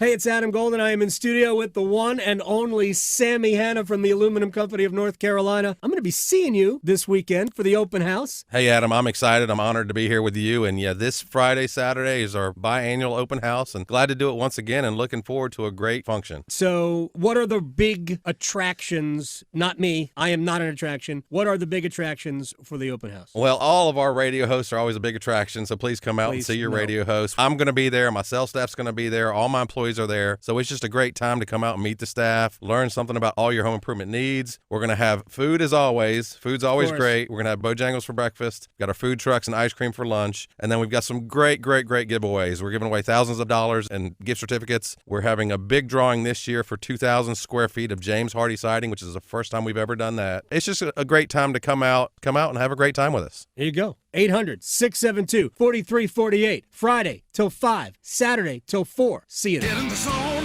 AutoZone. Summer's almost over, but the heat is pressing on. If you've got battery trouble, stop by AutoZone for free battery testing. It may just need a charge, and we'll do that for free too. If you do need a battery, we've got options starting at just $89.99. And we'll recycle your old battery for free. Now that's a strong start. Don't miss the end of summer sale. Now at AutoZone until September 22nd. Get in the zone, AutoZone. Restrictions apply. One Adam Gold. One Adam Gold.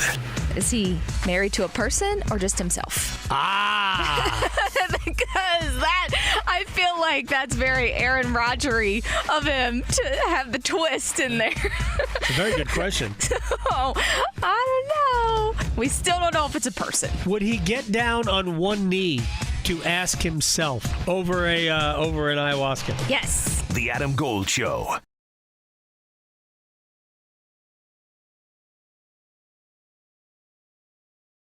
Okay, so Paul Ihander in for Adam Gold today. This is the Adam Gold Show. Appreciate Adam letting me sit in for him. The boss has said, go sit in the chair for Adam. I said, fine. I'll do it. Victoria's here, though. Yeah, I'm here. Victoria's the one constant in this program. Like, we can go completely off the rails. She'll just shut off the mic and just do her own bit. Right, like, yeah. She'll just put me in a sleeper. I will fade behind the desk, and you can do the rest of this. Right, so take this guy and 2.5 rounds.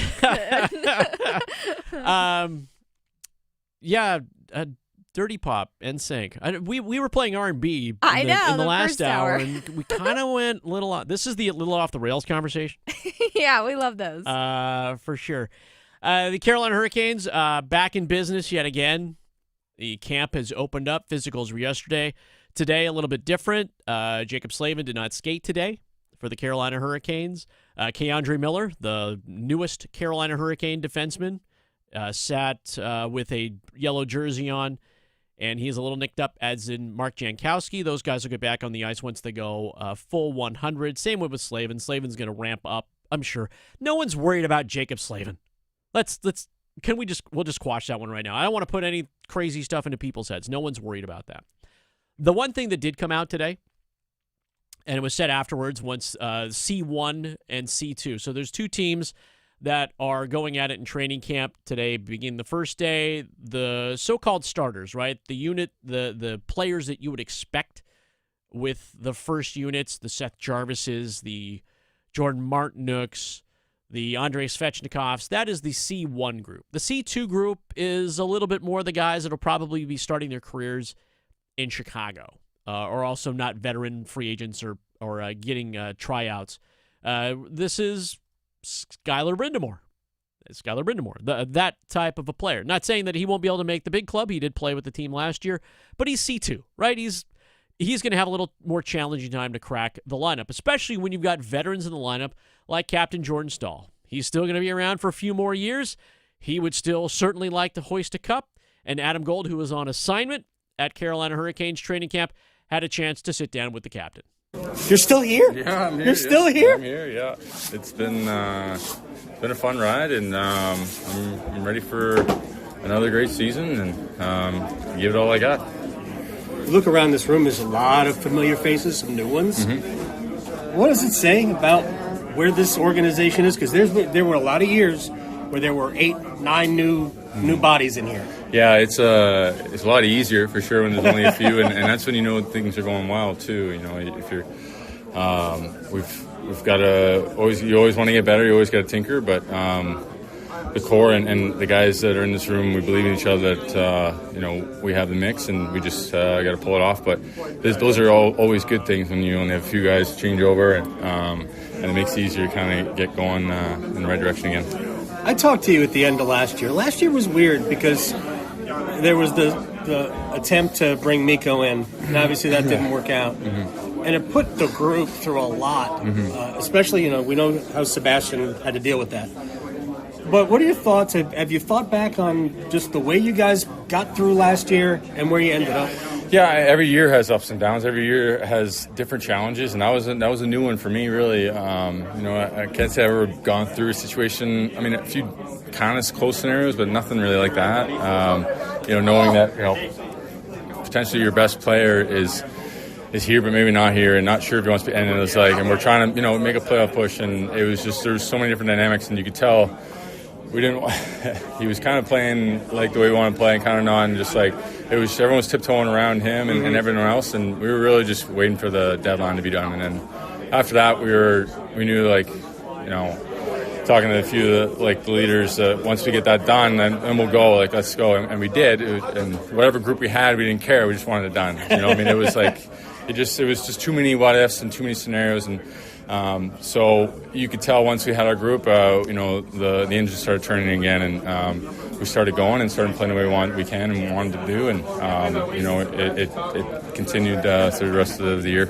I talked to Sebastian about it, about playing and trying too hard, to set him up, and now, like he said, I've lost my game for sure, right? And it just was a sigh of relief. And then the way you guys did kick in, and you get to the conference finals, and it didn't go the way you wanted. That had to be gratifying. That you know what's in the room. Yeah. No, we already knew what's in the room. It was just a weird time, I thought, and like I said, Fishy was just a little off, and everyone else was kind of a little off, myself, and that's all it takes, right? That's how sloppy you can get very quickly, and in this league, everyone's so close, and it's just those little things that can send you sideways, and at that point it was hard to get wins. When you guys get to the conference finals again, and somehow that is looked at as not as Final Four hockey, 4 teams playing, you're one of them, and somehow that's looked down upon. You guys got to change your system. Yeah, that's what I heard. Yeah.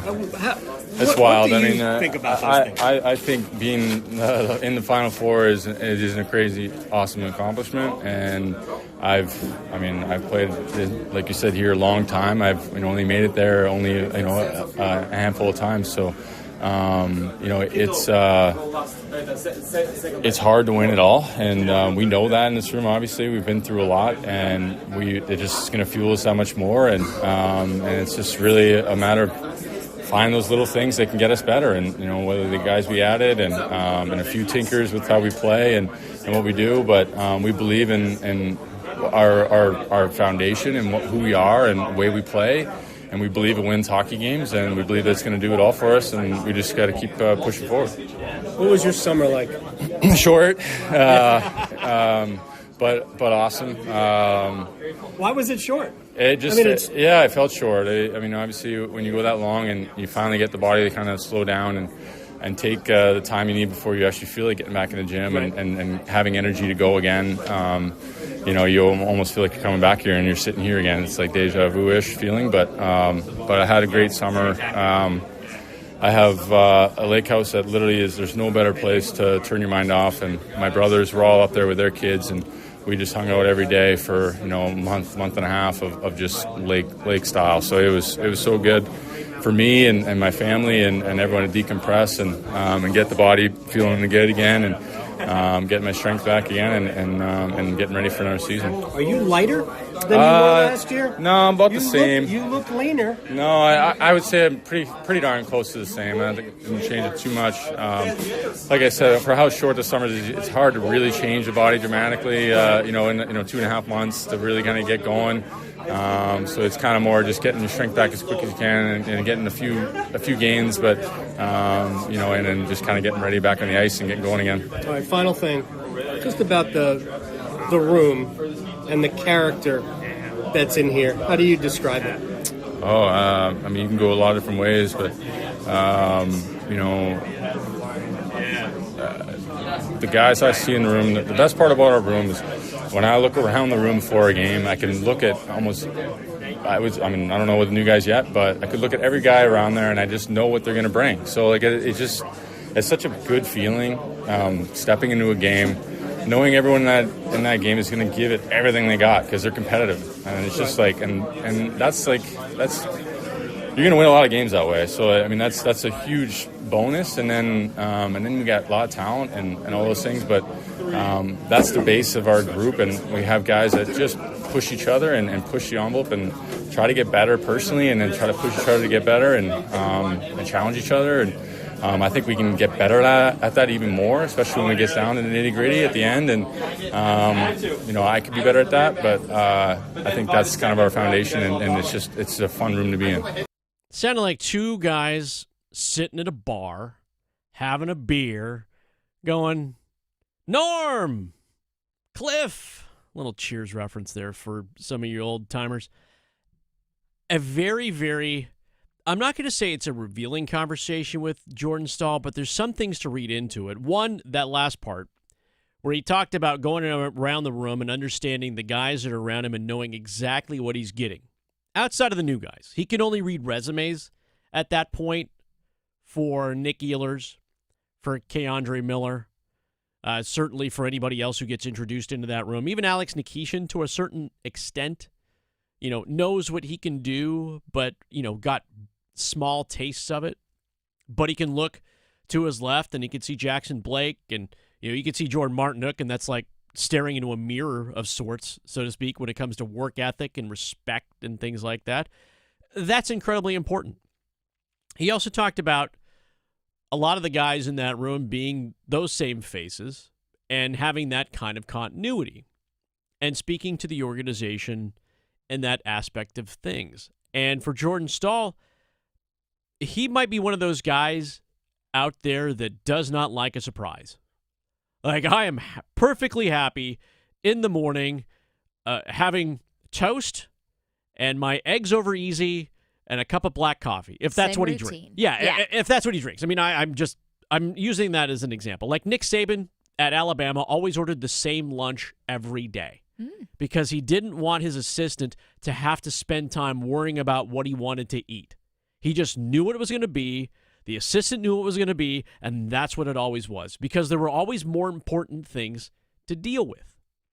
And I think that's kind of Jordan Staal's kind of modus operandi for a little bit. He's a family man. We all understand this. He comes from a long line of hockey players. Brothers all played hockey. I'm sure that's still a Christmas time thing or a Thanksgiving thing or whatever. Oh, yeah. Runs deep in their genes. I'm sorry, a Canadian Thanksgiving thing. Yeah. Which they already celebrated. He gets 2 Thanksgivings. Oh, man.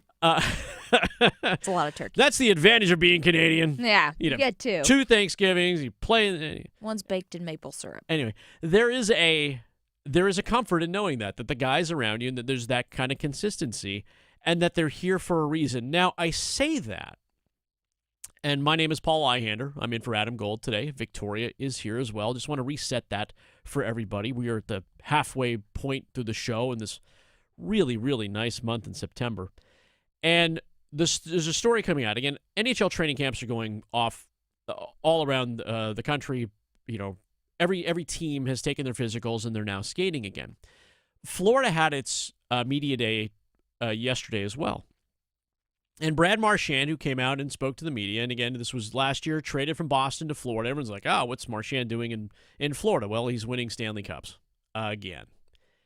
And this, Carolina Hurricanes fans, doesn't sit quite well with you. And a lot has been made of competitive advantage and tax advantage and whatnot. And most people say, no, we put winners on the ice. This, we recruit the same guys. How are we so competitive in all these other markets? And then you realize there is an advantage. And Brad Marchand came out and said today, quote, and I had it and the quote went away, but was along the lines of, we can't sign all these guys if there isn't enough money to go around. And he says, it helps that I'm in a tax-free state. He credited the lack of state tax in a decision to re-sign with Florida. Now, to be able to do that saves him a little bit of money, but also a guy like that at the end of his career chooses that path to forego some extra money in the hopes that the Florida Panthers, heaven forbid, win a 3rd straight Stanley Cup. But that is a possibility. And that is part of, the economics of sports. We see this trickle-down theory, guys who will take less money. It was very prolific in the NBA. It was very pronounced there when guys were signing for the minimum salaries to go ring chasing. It happened in Miami with the Big Three, with Wade and LeBron and Chris Bosh. It continues to happen with LeBron James, and they try to figure that out. It's happened with Steph Curry. It happens in the NBA, and now because of the NHL, and the NHL does have a growing salary cap, this will be the last time this season will be the last time the NHL salary cap will be below $100 million. And there are 2 milestones that could happen in this upcoming offseason. And I know we're jumping way ahead of things, But it's going to happen because next year's free agent class is really strong, is incredibly strong. With a salary cap topping $100 million, the NHL could see officially, for a full season, its first ever $20 million a year player, which is very challenging and, again, unheard of. We're talking about the first. The one thing the Carolina Hurricanes haven't gotten to yet, and it could happen, I'm not saying it will because we have a very, I don't know, my wife and I make budgets. And yeah. We clip coupons. Mm-hmm. We watch our budget. We have a spreadsheet. Right. We watch our money. The Carolina Hurricanes watch their money. Very frugal. They use their spreadsheet. In some cases, it bites them. There's no doubt about it. They've missed out on a few players, but they've also taken enough big swings in the past few years to where maybe that thinking has gone away, and that the coach's desires, when Rod Brindamore, and he has said this publicly, the things that he desires and the things that the front office desires are now meshing a lot more. They understand, hey, to get good players, we do have to spend this, and to spend this, we expect this out of these good players. They're colliding a little bit more. The Carolina Hurricanes, while we talk about the NHL's first $20 million a year player, and not to say that it couldn't happen in Carolina, but it's let's just flip the coin and say unlikely, or shake the 8 ball, I should say, say unlikely, that the Carolina Hurricanes could be poised to have their first $10 million a year player coming next season. And perhaps that comes in goaltending. Goaltending is incredibly specialized these days. And I know you're all like, Paul, we're getting way ahead of ourselves. We haven't played one game yet this season. And it's true. But when I get a one-timers question about a Michael McLeod joining this team, and he's not making 10, don't worry, that's not a $10 million a year player. But when you start talking about the names that will be thrown out next year, or the possibility of general manager Eric Tulsky making a move with $10 million in cap space, understanding that whatever player he moves for will require a player or so in return, that player could be valued at $10 million in seasons forward. What is the goal of every team in every sport over the age of 18? Maybe over the age of 16. Let's put it that way. We can count some high schools in it. I'm not counting youth sports, parks and rec sports. That doesn't count. If you're playing for championships, by the way, in parks and rec sports, you're not playing for the right reasons. I'm putting that one out there. It's fun to win. It sucks to lose. But really, you remember the good times with your friends and the post-game snacks more than you remember the score of the game. Yes. That's just me speaking from the heart. The important stuff. But for everybody else, over the age of, and I'll even lower it to 14 if I can, because we're talking about high schools. You want to win championships. And to win championships, especially in professional sports, if the timing isn't right and the timing doesn't come together, it does require spending some money to make sure that you have the players for when that timing comes right and that timing comes together. And I know that's a challenge. That's a challenge for a lot of teams, and you see it.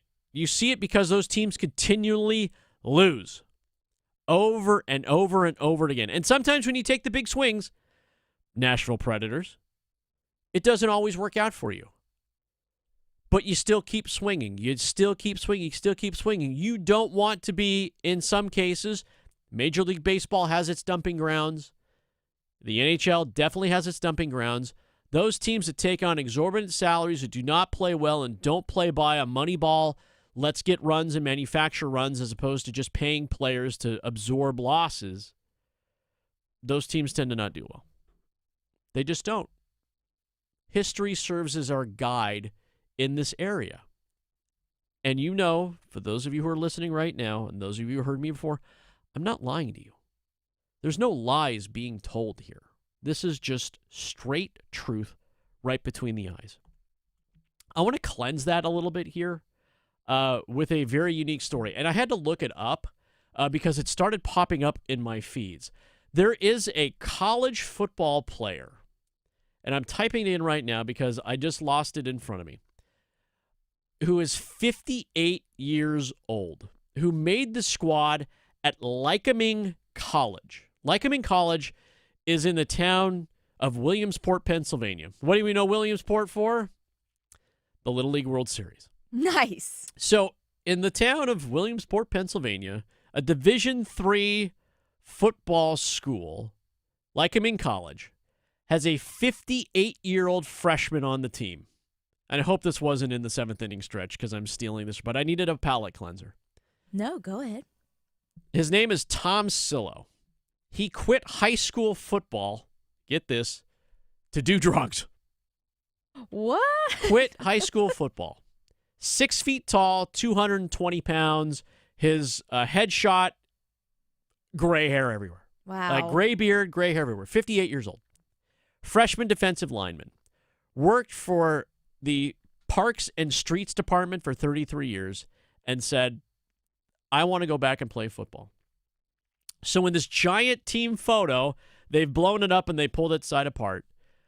58-year-old freshman Tom Sillo is now a freshman defensive lineman for Lycoming College. Wow. Look at that. And there's a new movie coming out, I believe, from Angel Studios. And they do a lot of those. They get caught in the Lifetime cycle, the Lifetime movie cycle. Lifetime movies, holidays, happiness, right? Love stories, weird love stories like she lost her bakery and went back to the small town and found love with her high school French teacher. Right. Right. You know, the most impossible things or whatever it is. Yep. Angel Studios has fallen into that same kind of trap. They're a little bit more religious in feeling. They have a lot more to do with love stories that involve country music singers and going back to their hometowns. It's what it is. Always. Then it snows out of nowhere. Right. They actually have a movie with Michael Chiklis. Michael Chiklis of the, oh my goodness, I just lost it. He was in that Rampart group. Someone's gonna come up with it, and it's gonna bother me here real quick. Michael Chiklis plays essentially the old guy playing for Sul Ross State University. It's an actual true story about Vic Mackey, the Shield. Senior? The Shield. Oh. I'm sorry, the Shield. I forgot. So Yes, Michael there's the Chiklis Shield. plays, the movie is called The Senior, and he plays a football player at a Texas university, Sul Ross State. It's actually a true story, who goes back and wants to play football and lives out his dream. Part of the story is he actually gets hurt. And in real life he got hurt. And kind of overcomes it and comes back, and there's this football playing movie. Anyway, this pretty much is the exact same thing. Both are real stories. So Michael Chiklis in The Shield. I apologize. I love that show. Vic Mackey. That was the character I've never name. seen it. I need Oh, to... stop. I know. Okay, I know. so you know what? I say that out loud, and I shouldn't shame you for that, because here's the deal. I have not watched not one episode of Game of Thrones.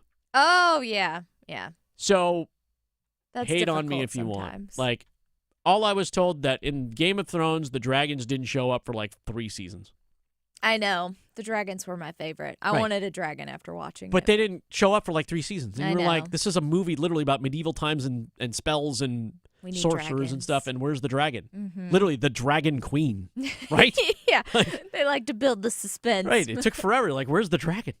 It does. I will say, if you ever do dabble in that, it does take a few episodes to get into. get And you warmed have up. to pay attention. You can't multitask. Are there any sports in it?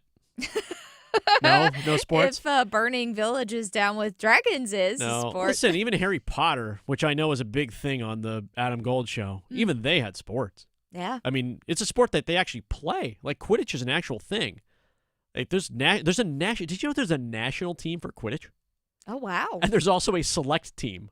Oh. So there's a national team Ruffles. and a select team for Quidditch. Yes, if you watch enough ESPN Ocho, you get it. That's where it's at. All right, Paul Highlander in for Adam Gold today. We will stretch and place bets up next. From the heels Touchdown, Carolina! to the canes, She scores! he covers it all. The Adam Gold Show on the North Carolina Sports Network. You've only got so many weekends. Spend one doing something nobody saw coming. Is it a party, a festival, a race? It's all of that, and all at once. Concerts, tailgating, unbelievable action, 100 reasons to say this is actually awesome.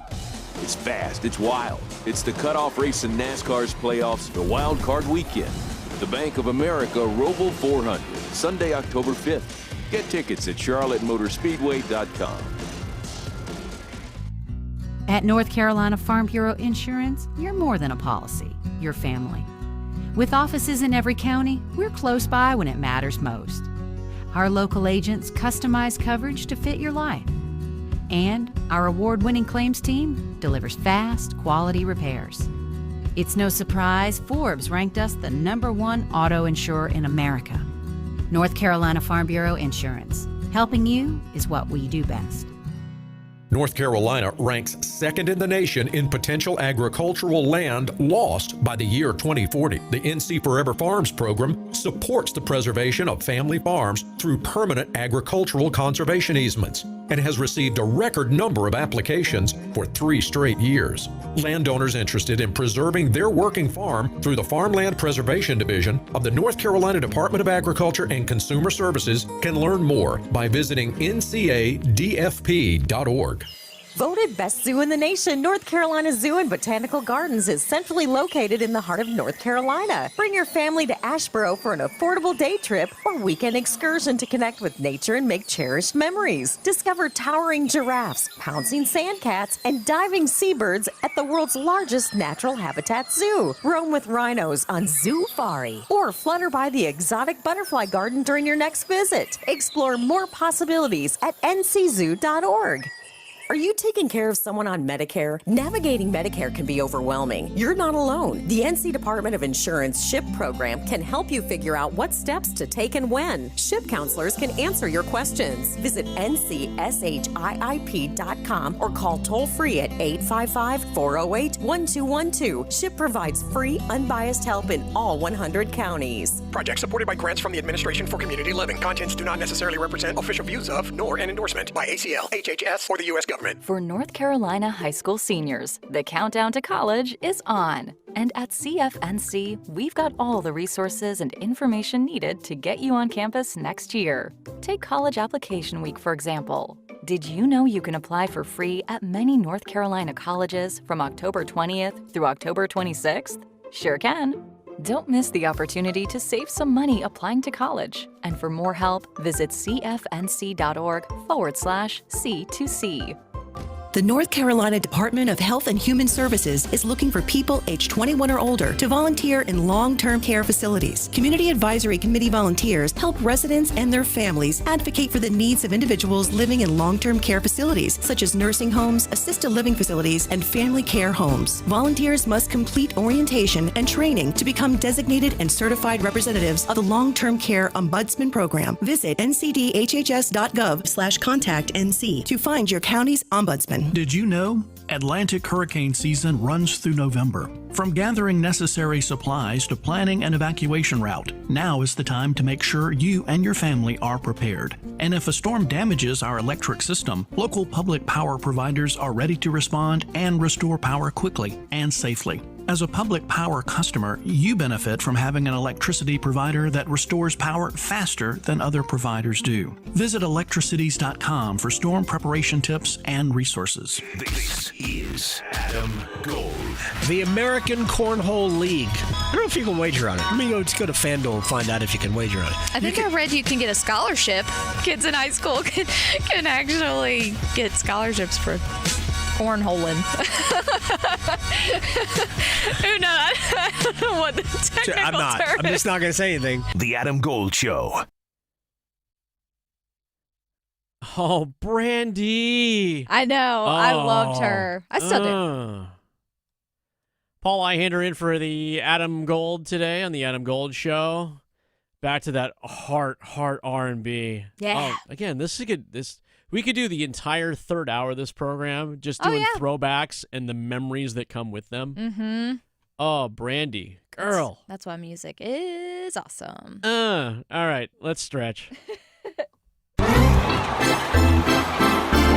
Well, something else that might be awesome, too, which you brought this up to me today, and I did a little research about Alex Ovechkin having his own cereal. Yes. And so Oveos, right? And so, yes, it's Oveos Great Crunch. Oh, it is Oveos. Yes. Okay. It is. Well, I've seen the picture of Oveos, but I think they call it Ove's Great Crunch. However, this is the promo for it. the greatest goal scorer this game has ever seen. And he has one thing to say. It's crunch time. Celebrate history with Ovi's Great Crunch cereal. Only a giant. This is fantastic. Oh, my goodness. This is crazy. So, yes, he is having his own cereal. And he said he wanted to do it because, well, the idea came up from his Great Chase last season. Right. Okay, I get that. And so that's why he partnered with the cereal company to make Ovi's Great Crunch. Oh, my goodness. And yeah, but he also said, I love cereal. My kids love cereal. Breakfast is the most important meal of the day. Sure. So that's, I guess, why he wanted to do that. So I'm waiting for Sebastian Ajos. I know. That would be great. That would be fantastic. Oh, goodness. So, yeah, like they said, though, it's only available at giant food stores up in the big chain. D.C. area. I believe it's the Kroger family of stores. So yeah. And they're saying it's billed as a, quote, classic cornflake style cereal. So Frosted Flakes. So Frosted Flakes. Exactly. Come on. Frosted Flakes. So let's just do that. And now they say, I will say this, they say that it's only $2.99 a box. That's a good deal for cereal. It is a good deal for cereal, but you should probably stay away from eBay because I did see that they people were trying to resell it on eBay. I hate you people. I know. You resellers. It's cereal. Exactly. Yeah. Well, as much as I think the most expensive I saw was like a buy it now for $50. Stop it. I'm like, what are we doing? I got friends in D.C. I'm gonna have them get some boxes, and we'll have them in our hands sooner than later. We will get some great crunch. It's crazy. Oh my god. What does Alex Ovechkin taste like, by the way? Yeah. Exactly. Do we have to put sugar in it? I used to have to put sugar in my cornflakes. So. They should have went with 8s though, like 288. I know. It's the 8, right? Why The would 8 is the whole bit. They should have made like little 8-shaped cereals. There you go. Put 2 Cheerios together and make an 8. But then they'd look like infinity symbols if they were broken. So then you'd be like infinity. Yeah. Okay, whatever. Next, move on. Come on, next one. So there you go. If you're interested, go to DC and get you some Ovi's Great Crunch. Now, while we're talking about food, a lot of food in this 7th inning because today's National Cheeseburger Day. It is. And McDonald's is trying to throw it back with some old school prices, which I'm always down for. Ooh, what are we talking here? And now, for today, Okay. you can get a 50-cent double cheeseburger deal.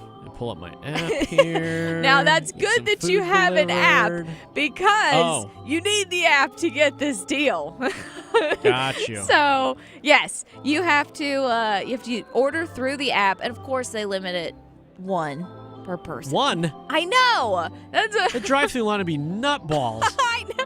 Just for one 50-cent cheeseburger deal. But yeah, that's it's only going to be for today, I think. So go enjoy your cheeseburgers while you can.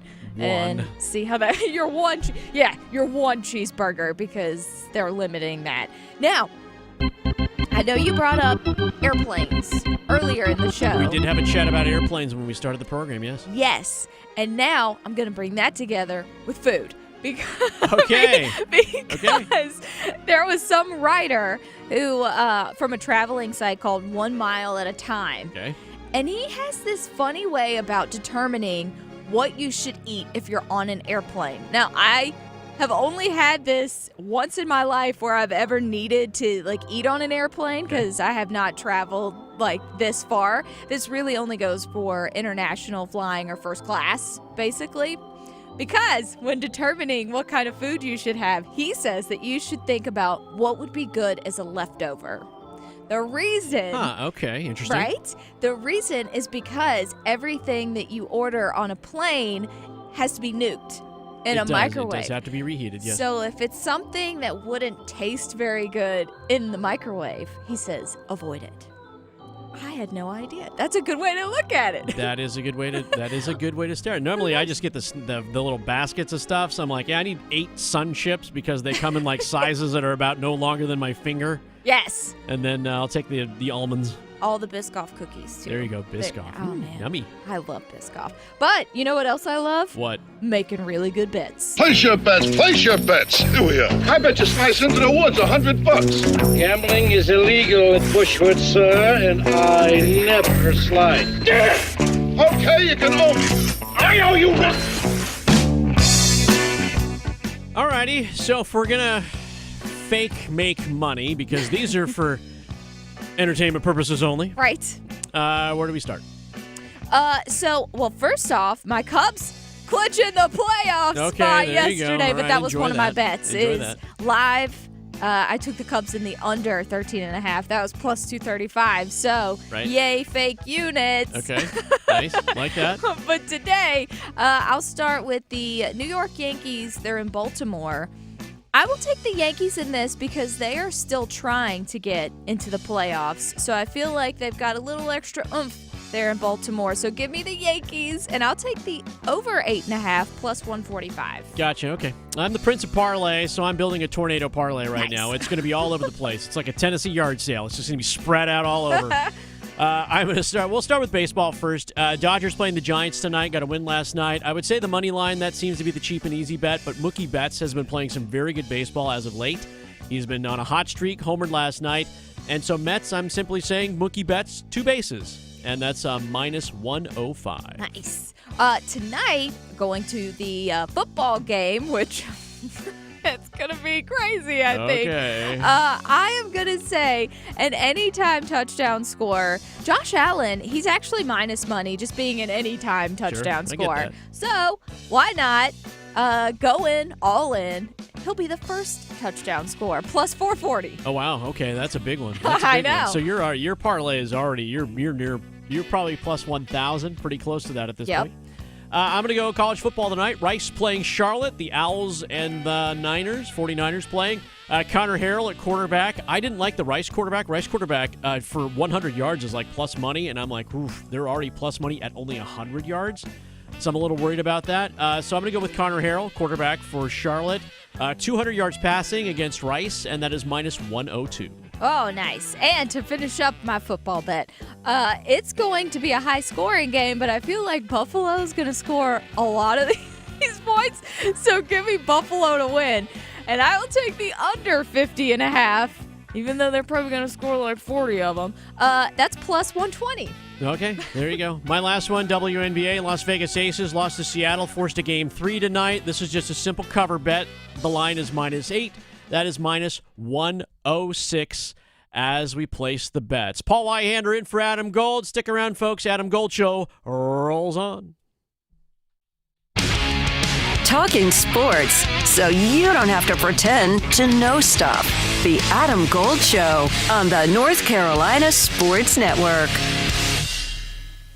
Struggling with high interest debt? You can pay it all off in days with Loan Pronto's Rapid Equity Loan. Hey, it's Dennis Cox. Get cash out now without touching your low-rate first mortgage. No appraisals, no waiting, no BS. The Rapid Equity Loan program at Loan Pronto is amazing. One Loan Pronto client just got $300,000 approved in under 24 hours. They paid off debt, renovated the kitchen, and cut their monthly expenses by $1,800. That's a huge turnaround. Loan Pronto, instant approvals, low rates, no hard credit pull up front. Listen, your home equity is yours. Use it. Get cash to consolidate your debt down to one easy low monthly payment. Call Loan Pronto now for a free instant appraisal for your home and see how much cash you can get today. Loan Pronto is A+ rated by the BBB and have nearly 2,500 5-star Google reviews. Their service is off the charts. Call now to start the conversation. 919-381-1760, loanpronto.com. 919-381-1760. Get debt relief now. Loanpronto.com. Equal housing lender. NMLS 166171 on approved credit. NMLSconsumeraccess.org. I'm still going for it, even with higher stroke risk from atrial fibrillation and a regular heartbeat not caused by a heart valve problem. Over a 3-year study, Eliquis apixaban tablets reduced stroke risk better than warfarin, and over 97% of Eliquis patients did not experience a stroke. A first stroke occurred in 2.9% of warfarin patients versus 2.3% of Eliquis patients. Don't stop prescription Eliquis without asking your doctor. Stroke risk may increase. Eliquis can cause serious and potentially fatal bleeding. Don't take if you have an artificial heart valve, abnormal bleeding, or antiphospholipid syndrome. While taking, you may bruise more easily or bleed longer. A spinal injection increases blood clot risk, which may cause paralysis. Get medical help right away for unexpected bleeding or bruising, or back pain, tingling, numbness, muscle weakness, or incontinence. Aspirin products, NSAIDs, SSRIs, SNRIs, and blood thinners increase bleeding risk. Tell your doctor about planned medical or dental procedures. Learn more at Eliquis.com or call 1-855-ELIQUIS. Every second counts in a poison emergency. That's why Poison Help is standing by 24/7 to provide free assistance in over 100 languages. Save Poison Help as a contact in your phone today. Poison Help.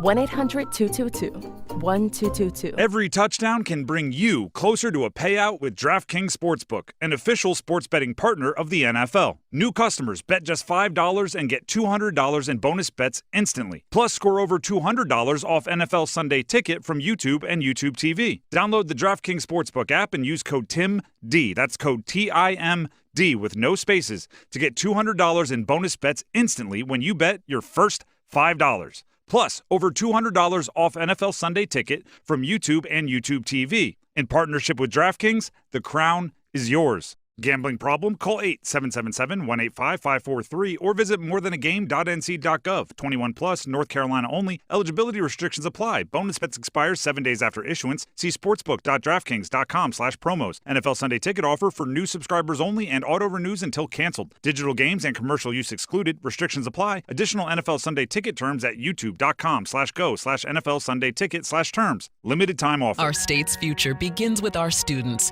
That's why the North Carolina Education Lottery has contributed over $12 billion to education. Through scholarships, school construction, support staff, and pre-K programs, lottery dollars move our state forward, helping students become the best versions of themselves. Visit movingncstudentsforward.com and share how your student or school community has benefited for a chance to earn $2,000 for your story. Must be 18 to play. Problem Gambling Helpline 877-718-5543. This hour of the Triangle Sports Leader is powered by Ritchie Law Firm, injury lawyers. Ritchie Law is on top of it. That one back, that one going, gone! Go to ritchielaw.com. That's ritchielaw.com. Broadcasting live from the Lenovo Studios. WCMC HD1 Holly Springs. 99.9 The Fan. The Triangle Sports Leader. Chip and Green to the left of the formation. Leacock comes in motion. Lopez, play action, looking deep. Has a man. Ship elevates to bring it in at the 10. Uses a stiff arm to sit a spider down and scores 6. The ball came out. Carolina comes out of there with the football. Mekhi Bear is sprinting down the far sideline. He's going to take it for a touchdown. Bear came out of the pile with the ball and takes it to the house. They give it to June. Big hole up the middle. June's going to go. The freshman has gone over 100, and now he's going to go to the house. Touchdown, Carolina. There you go. It's not quite ludicrous, nor is it ludicrous that Carolina could score that many points against Richmond. But there were certainly a lot of good vibes coming out of Keenan this past weekend, and hopefully they can get some of those good vibes on the road if you're a Heels fan. I'm not saying everybody's a Heels fan, but you could be. And listen, I don't want to root against teams. I want success. I want success for teams because they deserve it. Fan bases should never, ever have to suffer, right, Victoria? Yes, absolutely. None of them. Fan bases should never have to suffer. Ugh. Hey, everybody. Paul Ihander today in for Adam Gold. Appreciate Adam letting me sit in for him. Victoria's here, as you just heard her voice. For those of you not familiar with me, I like to use a lot of examples and adages, and I spin yarns from time to time. I also host a show in the Raleigh area on the flagship station for the Adam Gold Show on 99.9 The Fan every morning at 9 o'clock. So it has already been a long day. We have been cranking out the hits. I want to put a thought in your head here, and we're talking about a lot of things. We'll talk about Thursday Night Football here in a hot second. Today is Carolina Hurricanes opening day for training camp, and the NHL has opened up camps, and so we have some time to chop that up as well too. The Miami Hurricanes, this is the ACC, and I believe the ACC is strong in football when teams like Clemson and teams like Miami are also strong. Yeah. Now, a lot of people can disagree with me on this, and I know many will. But I think it's always important to have programs that are consistently kind of in the spotlight, whether they're good or whether they're bad. But I don't necessarily root for their demise because of who's running their programs. Now, Dabo Swinney at Clemson has taken a lot of heat. Took a couple of losses this season. Obviously, the loss to the other Tigers, the LSU Tigers, in game 1 of the season wasn't the best. The struggles against Troy weren't exactly great either. And then losing in the fire drill field goal to Georgia Tech, in which Georgia Tech is a legitimate contender, by the way, in the ACC. They don't have a lot to prove. They have a lot to prove to themselves more than anything else, that they can sustain that success throughout the entire season. Miami is one of those teams that stays in that spotlight. They rebuilt their defense. They clearly have quality wins, and they are also a contender for the ACC championship. I think the ACC is much better off when the football teams that you expect to be good are good, and then you see some other teams emerge, much like last year we saw SMU. SMU was in the championship game, didn't make the college football playoff. That is unfortunate. That's just kind of the way the cookie crumbled. Florida State has come back into things, and NC State as well. NC State is part of that conversation. NC State has had very good wins. Some will argue, like, ECU and Virginia and Wake Forest, but those are not 3 cupcakes. They are not the Northeastern Montana Tech State. It's just not. It's not a state that isn't a state. Like Wichita State, for example. Miami is going to build on-campus statues, and we have on-campus statues all around the Triangle and all around the state of North Carolina. Miami is going to build statues, and this is one of those things I'm like, okay, in this era of transfer portal, is it still possible to actually build one of these statues? They're going to build statues of Heisman Trophy winners Vinny Testaverde and Gino Torretta. This kind of falls in the line, for those of you who follow SEC football in the same way. Florida has this same bit. Florida has statues and tributes of their Heisman Trophy winners as well. Tim Tebow being one of the most recent, like lauded as a mythical figure in Florida. And Miami's going to do the same thing. $1.8 million to build a couple of statues. Exactly. And that's fine. That's, the donor donated a bunch of money to their kind of student victory fund, so to speak. So kind of revenue share, but not, to buy a new coffee maker when the cafeteria needs a new coffee maker. The coffee maker is gold-plated and only serves coffee from the beans that those cats poop out of their butts. Right. But it's a coffee maker, right? And I always feel that when you talk about tributes in this day and age, is it actually possible to have a tribute to anybody outside, really, at this point, of coaches, unless you win national championships? And so for example, Ohio State, who has this really weird love-hate relationship with Ryan Day, are you building statues of championships? Is Alabama going to build a statue of Bryce Young? He was a Heisman Trophy winner. Would they do that? Again, I don't believe programs need to suffer. I want teams to win. I want you to be able to celebrate those victories that come along with having good players, having good programs. Building statues is one of those things. It's great to be able to celebrate those things, but I think it's an honest question, is that, are you able to do this truly anymore? Like, are there those coaches that you could, of the current crop of coaches around college football, is it still possible to do that? I'm like, there is a Nick Saban statue already. Should you be building?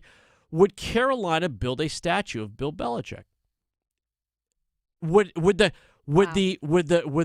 couching of that be, build it if you win us a national title? Would one of the donors that helped bring him here, would they build that statue? I mean, they would build it without his consent. I'm taking him out of that equation. He doesn't get a say. Right.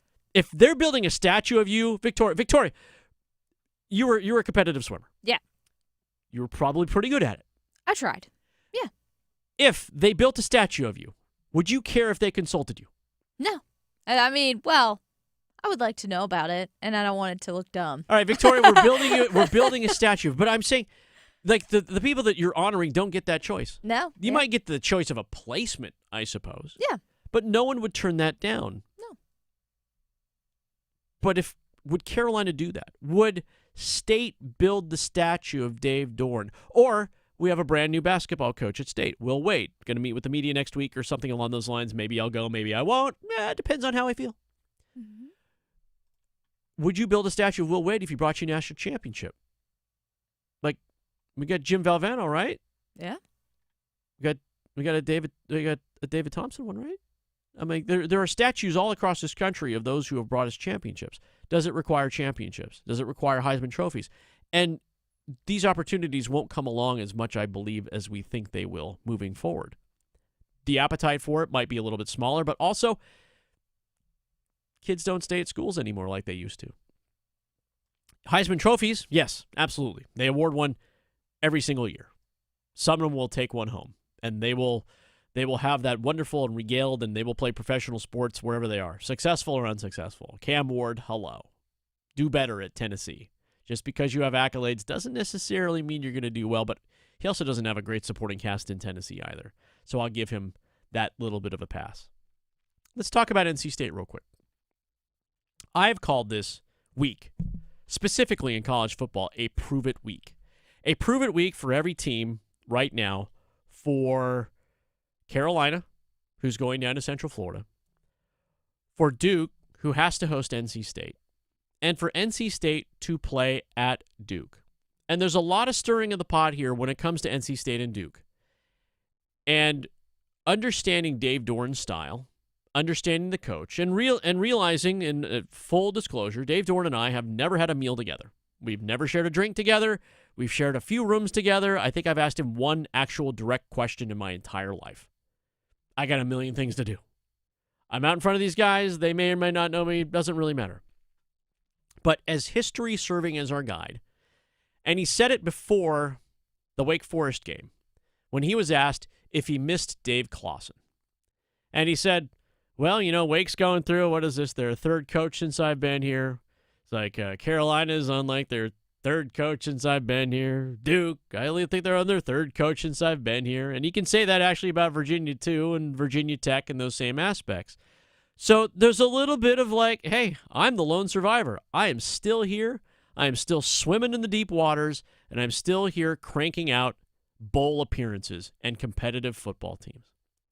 And if you understand that, you will understand that by Vegas placing his team as a 3.5-point underdog to Duke, who was 1-2, and their lone win coming over an FCS team in which they had trouble containing the quarterback, you might understand why State wants to roll into Duke and just stomp a mud hole in them. He would want to do that right away because there is that little modicum of disrespect, and the fact that they only had 4 votes by media news writers across this country in the latest AP poll when they are 3-0. And they look at a team ahead of them that Dave Dorn says, well, sometimes they play at our conference and sometimes they don't. Notre Dame, who has 2 losses. And that should stick with him. And I guarantee you it does. Dave Dorn talked about it during a coach's show last night. The show is known as Wolfpack Weekly, talking about keeping the run game and the pass game very balanced. Yeah, I think, 50-50 is good. There's going to be some games we're going to have to throw more. There's no doubt. It's week to week on how people defend you. I overheard, what Coach Roper was talking about in the Virginia game. They played cover 2. We didn't expect them to play a lot of cover 2. They did because of their corners. I think early in the game, we shook their corners a little bit, so they started helping them, and we had to adjust and go to the run game more than we probably thought we would going into that game. We were really going to throw the ball in them because we didn't think their corners were that good.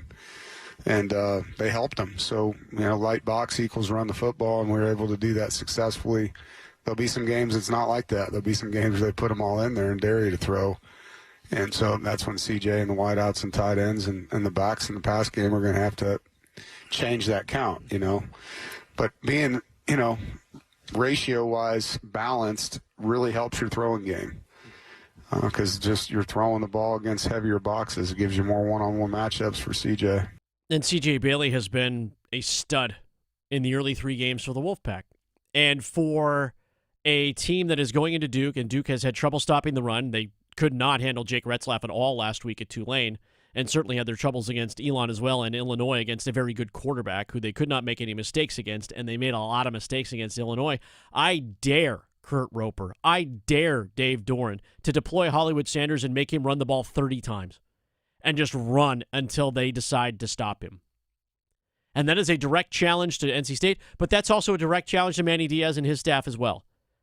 They haven't been able to contain the run. They can contain kinda quarterbacks, kinda, but you can't play from behind, and the same thing for State. You cannot play from behind. I think State's going to come out really aggressive in this one. It may hurt them coming out aggressively, but we've seen them come back from double-digit deficits before. It's not an ideal situation to be in. But if there's something extra that you needed in the tank, something extra that had to be written on that whiteboard, you can write that the betting public, and we know the betting public is as smart as the betting public wants to be. It's all statistically speaking, right? But if they move the line up and continue to do so, that disrespect theme will continue. And there's every reason for NC State to lean into that further and further and further while other teams continue to be talk about it. And I started this whole thing 10 minutes ago by saying it's very important for the ACC to have teams to talk about in football and then to have those other teams that suddenly surprise and have comeuppance. We see Clemson kind of trying to figure out its waters, but still has a history of success. We see Miami getting wins over top 25 teams. We see Georgia Tech knocking off teams and Florida State resurgent. And I think we can include NC State in that conversation too. There's no reason not to right now until spoken otherwise. Paul Eihander in for Adam Gold right now. Appreciate Adam letting me sit in for him. Victoria is here as always. Coming up next, it is the first day of Carolina Hurricanes training camp. We have a nice sit down with Jackson Blake for you coming up. Chapel Hill to Charlotte, Greenville to Greensboro. Your sports, his state. The Adam Gold Show on the North Carolina Sports Network. It's time for our 2 o'clock keyword in our Sin City Skateaway. Sponsored by Park MGM Las Vegas, Atlantic Spas and Billiards, Hot Tub and Sauna Expo, Buffalo Brothers, and Newcomb & Company. This hour's word is hot. Text HOT to 919-860-5326 for your chance to win a trip for two to Las Vegas and see Carolina play hockey against the Las Vegas Golden Knights next month. Again, this hour's word is hot. Good luck from 99.9 The Fan, the Triangle sports leader. Summer is on its way out, but fall brings more than just cooler weather and pretty sights. I'm Victoria Vodnecker here from 99.9 The Fan for Law Tigers, and something I've always enjoyed doing as a rider is going on charity rides. It's a fun way to enjoy taking your motorcycle out, supporting a good cause, and being a part of a really special community of riders. But you also have to plan for the unexpected while riding, and unfortunately, an accident could happen. And if this ever does happen, Law Tigers is a part of that special community I mentioned, so make sure to call them before calling your insurance company. At Law Tigers, they're just like us. They're riders too, so they get it. They know what it's like to go through an accident. They know the value of your bike, your gear, and the investment that you've made. The insurance company just wants to pay you the least amount possible. So at Law Tigers, case evaluations are always free, and you're not going to pay a dime until your case is settled. Call 1-800-LAW-TIGERS, North Carolina's motorcycle lawyers. Law Tigers is a network of independent law firms who are members of the American Association of Motorcycle Injury Lawyers. Law Tigers is not a law firm. Wesley Financial Group is not a law firm, and Chuck McDowell definitely not an attorney. This is Chuck. If someone talked you into buying something really silly and you want to get out of that silly little thing, my advice, get the facts. Call me and I'll send you our timeshare exit kit absolutely free. Inside, you'll learn how timeshare works and all your options for cancellation. Call Wesley now for your free exit info kit. 800-486-9600. That's 800-486-9600. You like saving money, right? We all do. That's why Allstate just lowered the price of car insurance. Not, but wait, there's a catch. Lower. Actually lower. So if you're shopping around or just want to see how much you could save, check Allstate first for a new lower auto rate that could save you hundreds. You're in good hands with Allstate. Not available in every state. Only applicable for new auto insurance business. Rates will vary by several factors, including how you purchase the policy. Potential savings vary. Allstate North American Insurance Company and Affiliates, Northbrook, Illinois. Hey, it's Adam Gold, and I am in studio with my friend Patrick Day from the Aluminum Company of North North Carolina on Hamlin Road in Durham. Your open house coming up. What can we expect? Give me all the bells and whistles. This Friday and Saturday, 8 to 5 on Friday and 8 to 4 on Saturday, we're going to be here. All of our manufacturers' reps are going to be here. We're going to have food trucks. You can come out for breakfast if you're an early riser, but if you want to come for lunch, we'll have lunch from like 11 to 3. Nice. And we're giving away thousands of dollars of prizes. This year we've got a special prize of 2,000 square feet of James Hardy siding, which is enormous. So if you're in the market for siding, please come out and see us. And you'll be there, right? I will be there. I don't think I am eligible for the siding, but can I get something? You absolutely can. I'll make you ice cream personally. Ice cream? Ice cream, personally. Very nice. Yeah. You guys have everything. You have windows, doors, awnings, railings, gutter helmets. I mean, it's tremendous. You guys do an amazing job. The open house Friday and Saturday, 8 to 5, and then 8 to 4 on Saturday. They'll feed you to the gills. 800-672-4348, aluminumcompany.com. Raleigh, get ready for Uncle Charlie's R&B Cookout Tour, featuring performances from Charlie Wilson, Babyface, Casey Haley, and El DeBarge. Live at Coastal Credit Union Music Park, Raleigh, Friday, September 19th. Get tickets now at UncleCharlie'sCookout.com. Part of the Mattress Warehouse Concert Series. This is Adam Gold. So Mike Vrabel, the coach of the New England Patriots, they asked him about birthday cake, and he said there was only one cake qualified for his birthday cake. Oh. Yes. Okay. Do you want to guess what that is? Is it vanilla? No. Oh. Carrot. I love him even more. The Adam Gold Show.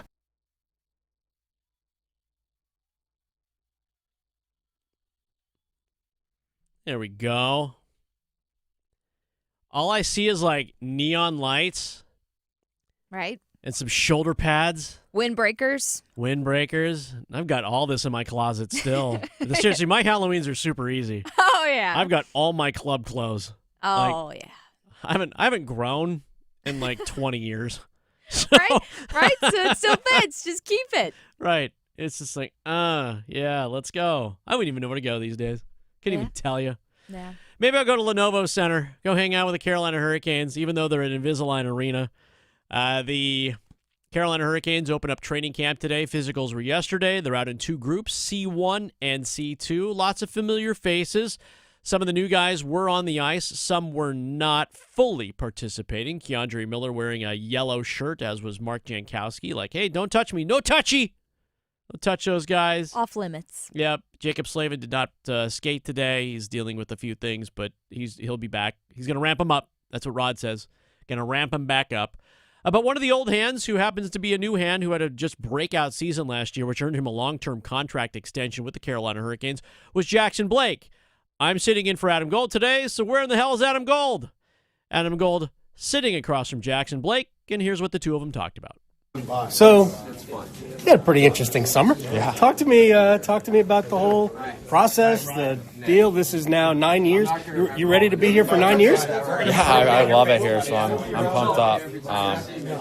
But I mean, the deal was my end of the year meeting with Eric. He kind of put it out there that he wanted to get me locked up for a long-term deal, and obviously you don't know what that's going to be, right? You don't know if it's worth it to do it or something until you talk to your agent. And I would say, I'm trying to think, maybe my second or third week home, my agent called me and he just said, like, hey, like, they made an offer, like, I'm just come over tonight and we'll talk about it, or tomorrow. I forgot what it was, but I was like, you don't want to just tell me? He's like, no, just come over. We're going to talk about this. He's like, they're offering you a long-term deal, 8 years, but just come over and we'll talk about what comes with it, right? And they started with when I heard it, I was like, oh my gosh, like, this is like life-changing money, right? Like, it's life-changing. And I mean, to hear that and to know that it's guaranteed too, you're just like, it's really hard to turn down this. I mean, obviously, you know what you think of yourself as a player, and obviously I only played 1 year, so I think I could definitely get to a whole nother level and then see. So it kind of took me like a month or so, and then a couple negotiations went on, and we got to a number where I think I could live with, obviously, and be, You'll get by? Be happy, right? And I mean, obviously, I'm still going to be, hopefully, still playing at 31. It is, and then sign another one here. So I know. What'd your dad say?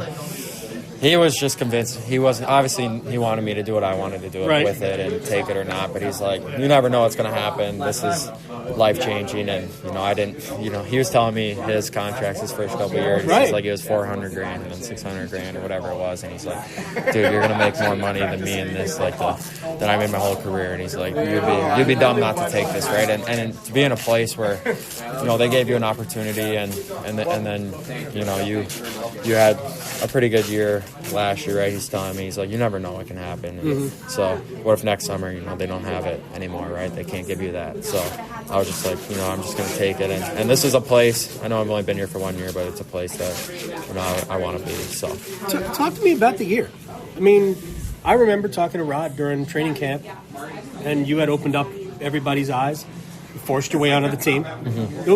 There was nothing promised to you when you got here. And you had to earn that spot, and then you had to earn the ice time to the point where they wouldn't let you play the last 2 games.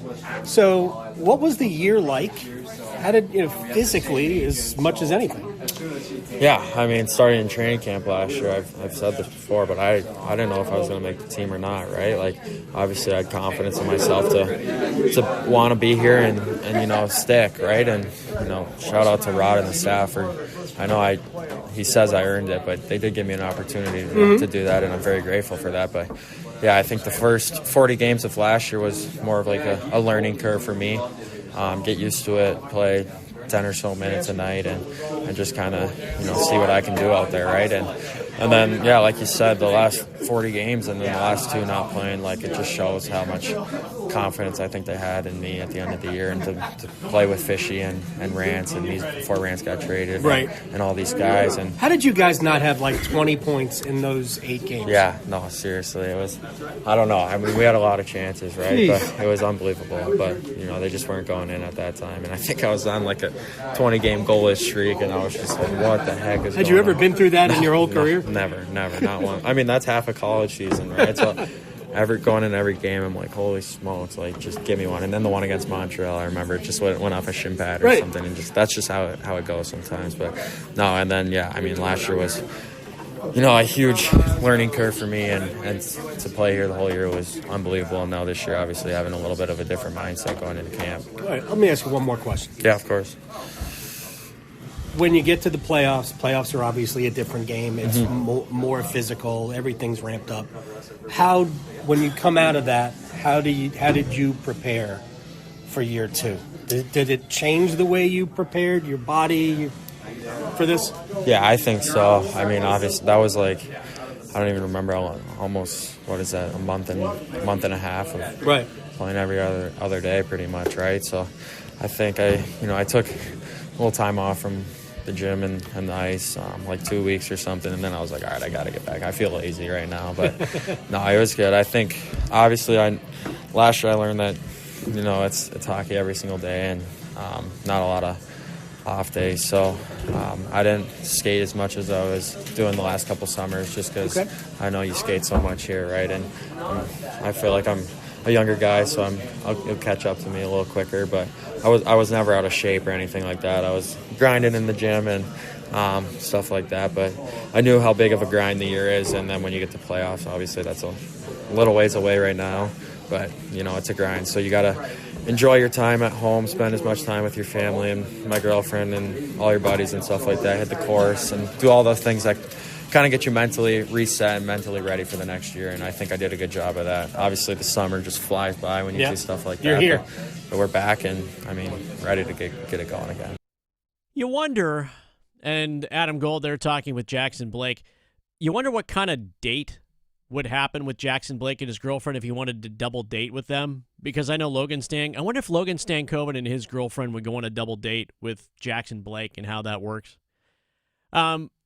Jackson Blake's an interesting guy, and there's a lot of what ifs, and he's kind of the player that kind of came out of nowhere. Again, wasn't sure if he was going to make the team, and then all of a sudden makes a team, makes a big splash, and we're off and running, and it all comes together and makes it happen. And you hope that year 2 is successful as year 1, and he's not even playing for the money that he's been promised. It's still the rookie contract. So there's still time to grow and move forward. Now, Blake is being posted up on a line right now with Andrei Svechnikov and Logan Stancoven, another younger player signing a longer extension. They've tied up nearly $12 million. Not that the money matters anymore because the salary cap keeps going up, so it's going to turn into a bargain if they keep producing. But between Blake and Stancoven, they've tied up nearly $12 million with that line, not including Andrei Svechnikov. Like, it's a very high-paid power line. It could be the fastest line for the Carolina Hurricanes as they move forward. They could surpass, if they get their mojo going, could be that second deadly line that this team has been craving and fans have been waiting for the Carolina Hurricanes. That top line that skated today, by the way, and I know we don't number our lines. Head coach Rod Brindamore, I know, Rod, we don't number our lines.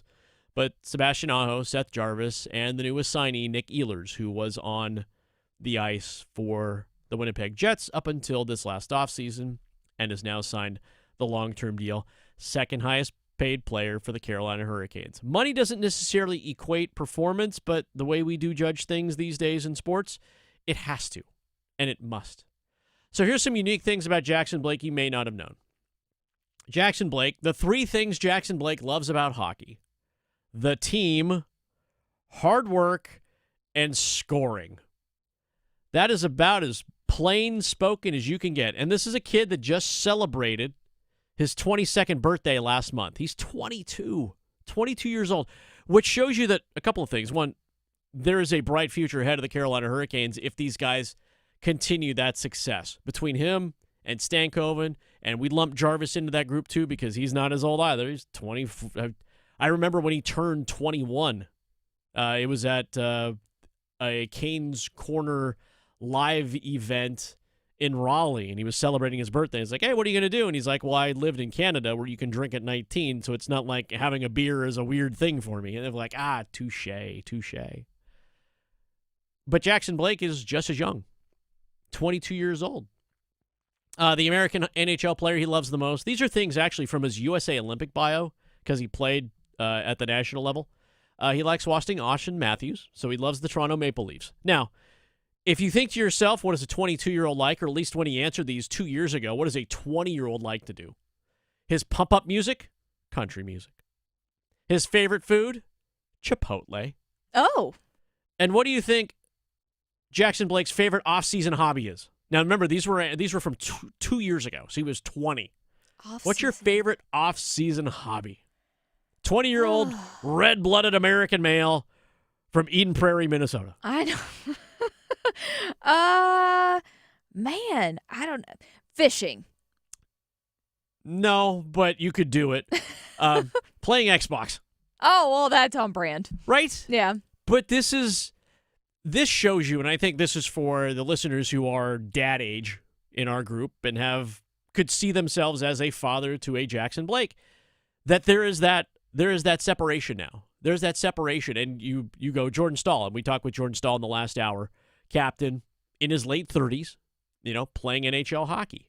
And then you look at this next generation of Carolina Hurricanes that are coming up, Jarvis, as I mentioned, Logan Stancoven, Jackson Blake, who talk about playing Xbox. And then you wonder, as you put these teams together, and Jordan Staal was very appreciative of it, that there was continuity in the locker room. As you start bringing this cohesive unit, you start bringing these units together, what's the tie beyond hockey that brings them all together?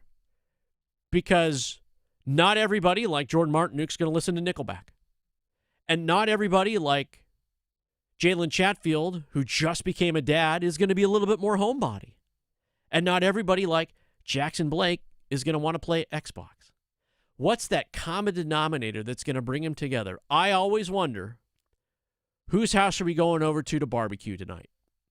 Whose house are we going over to when we've got a 4-day break and we're at home and the parents just took off because they came into town for a visit? Who's going to be that guy on this team that's going to bring them all together and say, hey, come on over, man. Let's have some food. We'll watch some football on TV on this Sunday because we had a great Saturday night at Lenovo and we just put up a 4-1 dub against whoever. That's going to be just as big of a question as where's the goal scoring come from? Or can we get steady presence in the net? Sometimes it goes beyond sports. You always talk about championship teams, and when you hear from them talk about their success, they always focus on play, but there's always the and this. And the and this is always about how we get together and how we come along off the field, how we come along together in the locker room after we've showered, after we've cooled down, after we've done our post-game lift, whatever it is. It's always the after. And with championship teams, it tends to be that way. And I know it's not the greatest example, but with the Florida Panthers, they did the whole rats thing where they were shooting the rats at Brad Marchand at the end of games. There's some camaraderie that comes along with that and playing with it. It's not just the Storm Surge clapping together at the end of the games. We understand the Storm Surge is special. There's something that also has to be part of that because the Storm Surge is so ingrained into the culture, it's pretty much the game. It's the stuff that falls outside the game that I know a lot of us don't think about, but when you start churning it in your head a little bit, you go, how do good teams win? They win together, but they also win in other places beyond the ice, beyond the court, beyond the field, beyond the playing surface. Just something to think about. Oh, okay. So coming up here in about 10 minutes or so, you might, if you're a basketball player, and I'm speaking specifically to you, not to the 58-year-old guy we talked about in the last hour who's going to play football at the college in Williamsport, Pennsylvania. But if you have aspirations to play professional basketball, there's an opportunity coming up for you here in 48 hours. We will talk about that amongst many other things on this Thursday. Paul Eihander in for Adam Gold. From the heels Touchdown, Carolina! to the canes. She scores! He covers it all. The Adam Gold Show on the North Carolina Sports Network. Adam Gold here for my friends at FanDuel, America's #1 sportsbook. Thursday starts the new NFL week, and FanDuel wants to line your pockets with the Thursday touchdown jackpot, in which you can win a share of $2 million in bonus bets. All you got to do, pick an anytime touchdown scorer, Josh Allen, don't make it complicated, for tonight's game, and if your player scores the first or last touchdown, you will win your bet plus a share of $2 million in bonus bets. FanDuel.com/AGS. FanDuel.com/AGS.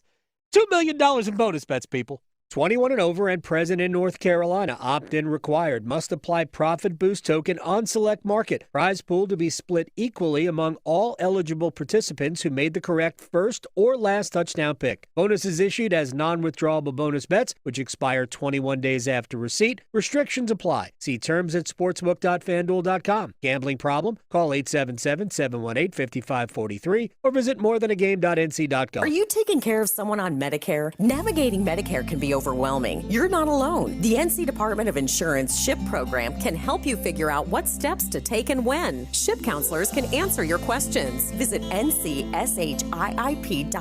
or call toll-free at 855-408-1212. SHIP provides free, unbiased help in all 100 counties. Project supported by grants from the Administration for Community Living. Contents do not necessarily represent official views of, nor an endorsement by ACL, HHS, or the U.S. government. North Carolina ranks second in the nation in potential agricultural land lost by the year 2040. The NC Forever Farms program supports the preservation of family farms through permanent agricultural conservation easements and has received a record number of applications for 3 straight years. Landowners interested in preserving their working farm through the Farmland Preservation Division of the North Carolina Department of Agriculture and Consumer Services can learn more by visiting ncadfp.org.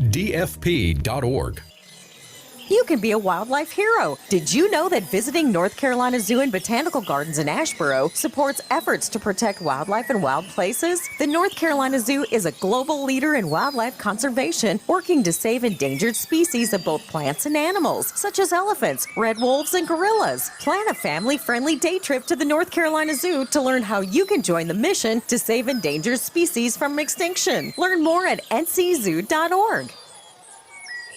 For North Carolina high school seniors, the countdown to college is on. And at CFNC, we've got all the resources and information needed to get you on campus next year. Take College Application Week, for example. Did you know you can apply for free at many North Carolina colleges from October 20th through October 26th? Sure can. Don't miss the opportunity to save some money applying to college. And for more help, visit cfnc.org/C2C. The North Carolina Department of Health and Human Services is looking for people aged 21 or older to volunteer in long-term care facilities. Community Advisory Committee volunteers help residents and their families advocate for the needs of individuals living in long-term care facilities, such as nursing homes, assisted living facilities, and family care homes. Volunteers must complete orientation and training to become designated and certified representatives of the Long-Term Care Ombudsman Program. Visit ncdhhs.gov/contactnc to find your county's ombudsman. Did you know? Atlantic hurricane season runs through November. From gathering necessary supplies to planning an evacuation route, now is the time to make sure you and your family are prepared. And if a storm damages our electric system, local public power providers are ready to respond and restore power quickly and safely. As a public power customer, you benefit from having an electricity provider that restores power faster than other providers do. Visit electricities.com for storm preparation tips and resources. One Adam Gold. One Adam Gold. Person in front of me in line had a box of wine. Oh, yeah. I feel that person. If you are buying boxed wine on a Friday, that thing is open right now. In the car. Yeah. I don't even need it to cool down. She jammed a big straw right through the top of the box in the car. Went to the gas station to get a cup of ice. Like, they don't even care. The Adam Gold Show.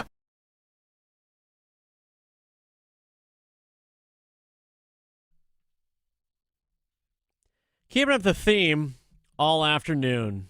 I appreciate it. I do. Oh, yeah. I love it. This is a top-down kind of song. Mm-hmm. It's a good vibing song. It's a boulevard song for sure.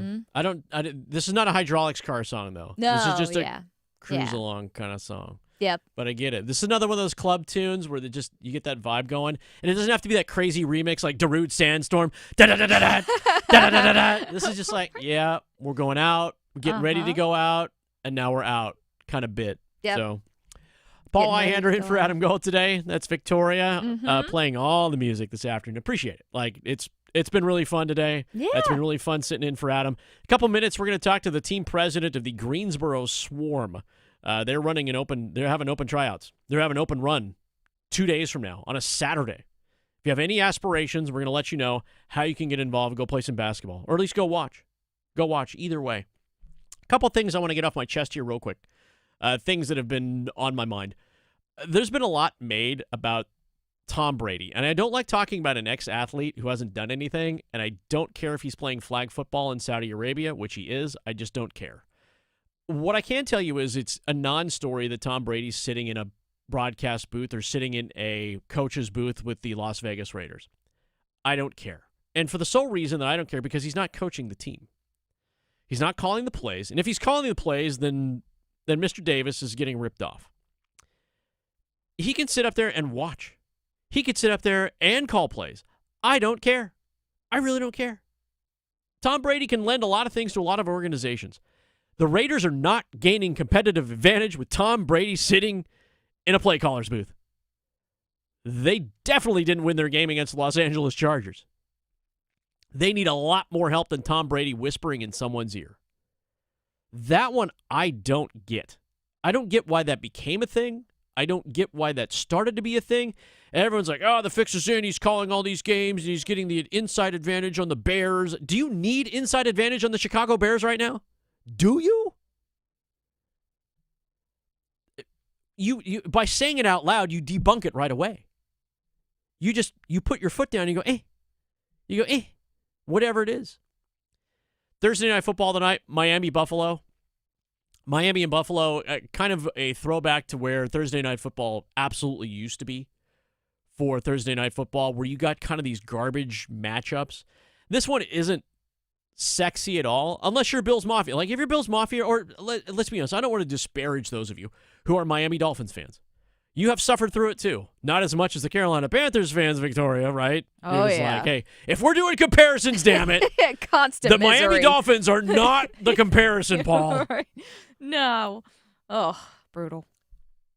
But the Miami Dolphins are, again, you're a fan of the Dolphins, great, fantastic. Enjoy that ride, whatever it happens to be. But the Buffalo Bills are favored in this one by 11.5. It's not just a touchdown. It's a touchdown with a 2-point conversion. It's a touchdown with a 2-point conversion and a field goal. It's a touchdown with a 2-point conversion, a field goal, and another possession with a score. That's how deep it is. And the Vegas betting public, the sports betting public, for entertainment purposes only, by the way, I lean into the camera and say that, and I lean into the microphone and say that same thing, suggests that Miami does not have a chance. And if there's any way to cash in tonight, or you have a sucker for a friend, or they've been in a coma for a week or 2 weeks, and they did not see the debacle that was the Miami loss to Daniel Jones and the Indianapolis Colts, or the game against Drake May, probably thankful Josh Allen is not an ACC quarterback. Thankful that Josh Allen went to Wyoming and married Hallie Steinfeld and has a completely different life. Superman, right? He puts the mask on, puts the helmet on, he's Superman. He takes that off, he's Josh Allen, but he's still a damn good player. And so I want you to care about this one. I'm trying to get you to care. It's like Rice and Charlotte right now. ESPN, again, for a second Thursday in a row,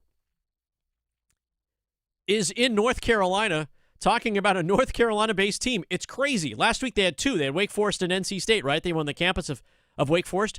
This week they're on the campus of Charlotte, like they never left. And they're trying to get us geeked up about an AC matchup between Rice and Charlotte. So all the more power to them. All the more eyeballs on college football, which is my absolute favorite time of year. Paul Ihander in for Adam Gold today.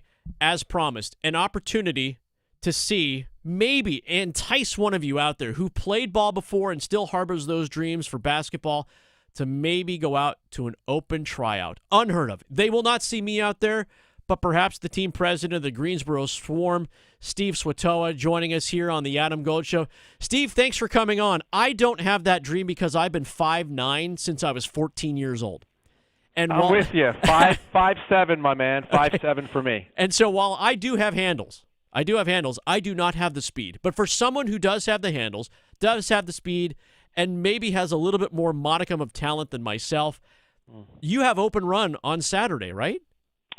We do. We are expecting between 80 and 100 players, and they range from Division I, Division II, Division III, people that might play at the local YMCA that want to get a shot. There have been a couple of players throughout the years in this G League opportunity that have made it to the NBA, and so it's not, and I believe we're probably the only league that you can make dreams come true with an opportunity like this. So it's really, really amazing for our market, for sure. Local and regional talent, showcasing skills. This is at the Leonard J. Kaplan Center in Greensboro. Sign-ups at 9 o'clock. But for those who want to come out, they can come out and watch in Greensboro, watch some G League run, open tryouts, maybe get some highlights. We all know we love a good TikTok mixtape from time to time. So fans can come out and just watch perhaps future stars kind of hoop it up. For sure. So, UNCG Kaplan Center has 4 or 5 courts, and we need that many courts to get these guys the run that they need.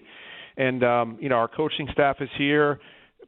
People can come in and watch for $5 for the 2 or 3 hours that they're going to be on the court. And I tell you, there's a lot of great talent out there that all they're looking for is a chance. And so this is an opportunity to do that. And for those who make that open tryout on Saturday, there is a additional private tryout on Sunday in Charlotte. So it's not just, hey, come run a couple hours. If you have the opportunity and it's something that gets a look at one of our scouts or coaches, there could be additional time on Sunday at some point.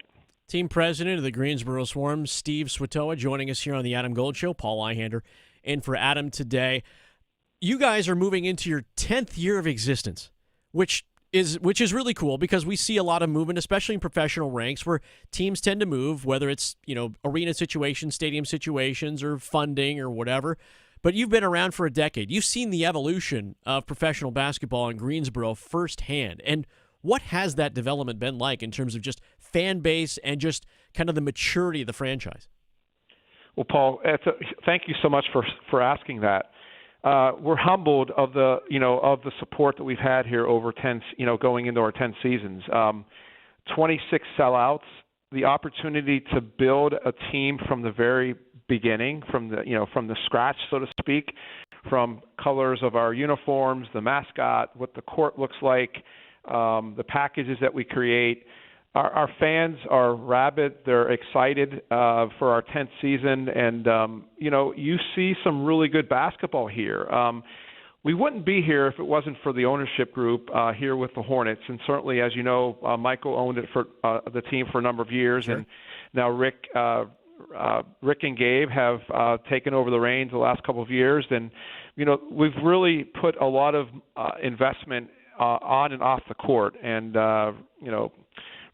give credit to Rick and Gabe and the rest of the ownership group for the investment and the opportunity to continue to showcase and develop these guys, right? You may see a Hornets player or a Swarm player here on a Friday night. They'll drive to Charlotte after the game and be in uniform for the Hornets on Saturday night. So it's a really unique experience. And if you haven't been to the Novant Health Fieldhouse, the farthest seat in a row in our building is 12 rows from the court. Wow. So it's a really intimate facility, 2,100 seats, and when this place is packed, it rocks and rolls for sure. No, that's the way it's supposed to be. Professional basketball, a lot of dreams that could be built here coming up this weekend. Again, the Kaplan Center in Greensboro, open run, fans can open the tryout. And so I'm giving you like a statewide platform here. We shoot to all corners, and there's a lot of guys that harbor dreams. I mean, let's be honest. I mean, we were just talking earlier in the show. There's a 58-year-old college football player in Pennsylvania right now. I mean, not everybody's going to be Jackie Moon either. If you understand the reference from semi-pro and Will Ferrell, you own and play games and hoof around. I'm like, this is one of the few true opportunities in professional sports to take that one kind of great shot, even though in some cases it might be 1 in 100 or 1 in 1,000 or whatever it is. Right. To be able to go, hey, I went to an open run and play with some of the best, and in some cases, not everybody can be Mac McClung, right? Not everybody's going to achieve those dreams, but just even have a little bit of a taste of that, that's pretty incredible. Well, listen, 31 teams in our league, and I would have, Paul, I would say that at least 20-some teams around the country host these open tryouts from a certain period of time leading into training camp, because really you are trying to secure a spot on our training camp roster, right, which will open up here late October 27th. And that opportunity to get on that roster, then to try to make the team, right? And so you're right, it's not impossible. What other league can say right now that you can do that? I'm not aware of one, right? And so there's a lot of dreams out there, a lot of Division 1, 2, 3 players that maybe not have had a chance, not the right look, not the right opportunity, not the right time. But I have to say, we've been doing this. This is probably our 7th or 8th year in a row, minus the COVID year or two. It's the players coming out and participating, it's really amazing the athletic talent that they have, for sure. Yeah, well, we love our hoops in Carolina. I'm sure half the town of Kinston would sign up if we could make that happen based on the pedigree there.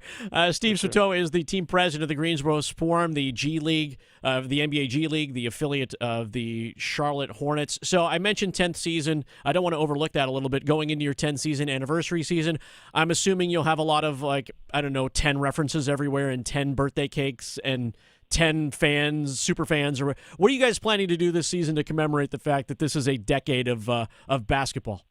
Yeah, really, really close, right? You're right. We have a campaign that we're going to be tipping off here really soon about the 10 seasons, right? A player from each season, so to speak.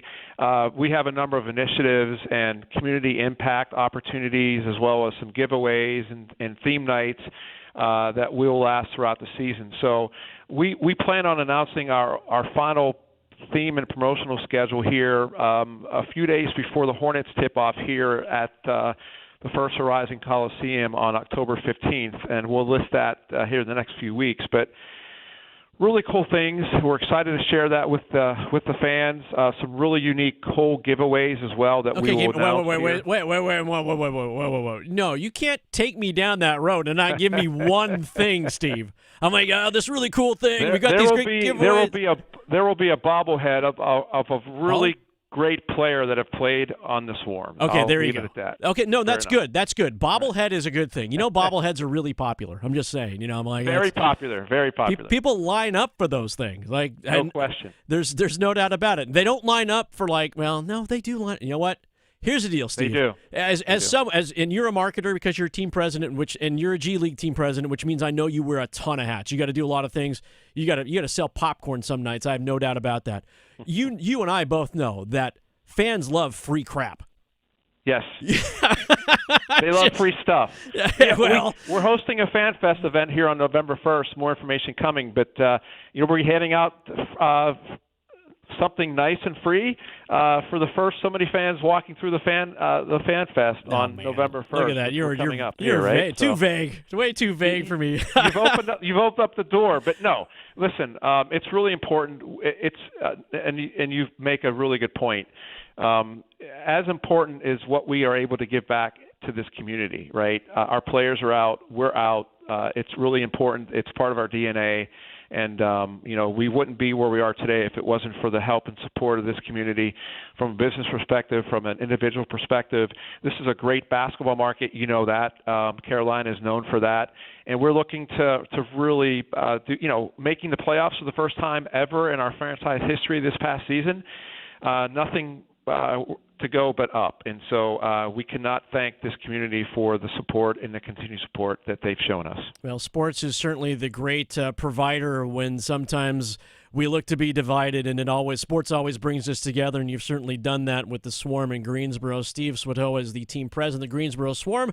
They've got open tryouts on Saturday, and you can check that out. What's the website where people can find some more information so we can get that out there real quick? Yeah, just go to gsoswarm.com. Perfect. Steve, appreciate you hanging out with us here on the Adam Gold Show. Good luck with the open tryouts. Good luck with the open house, and good luck on this upcoming season.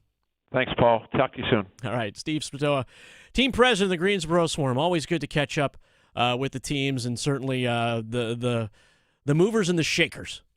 That's what we do on this show. That's what I do. I bring movers and shakers. Especially when we play the bump songs that I've been playing. That's right. Yeah, there's no doubt about it. I think we have had quite the full afternoon together, Victoria. Yes. This has been exhilarating. Like probably the fastest 3 hours of my week have just happened. And Love it. And I hope all of you have had the chance to absorb it. I know it's always a lot, and I know a lot of you can't stick with us for all 3 hours of this program. I know Adam appreciates it too, because we all live busy lives. And so remember, this show is podcasted. You can go back and run it back anytime.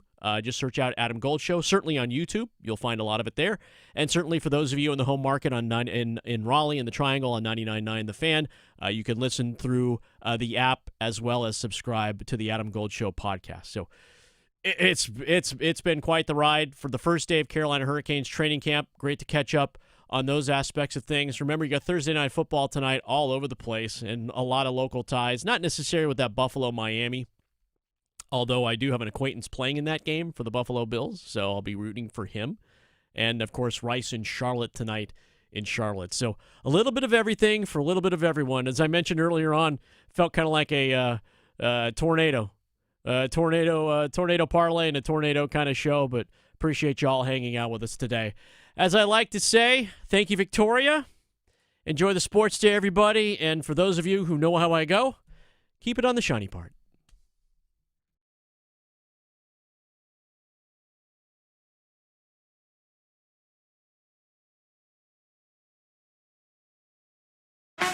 Talking sports, dropping truth. The Adam Gold Show on the North Carolina Sports Network. Adam Gold here from my friends at FanDuel, America's #1 sports book. Here we are, Thursday, NFL football, time to strike it big. On FanDuel's Thursday touchdown jackpot, you can win a share of $2 million in bonus bets each week. All you got to do, anytime touchdown scorer, place that before kickoff. If your guy scores the first or last touchdown of the game, you will win your bet,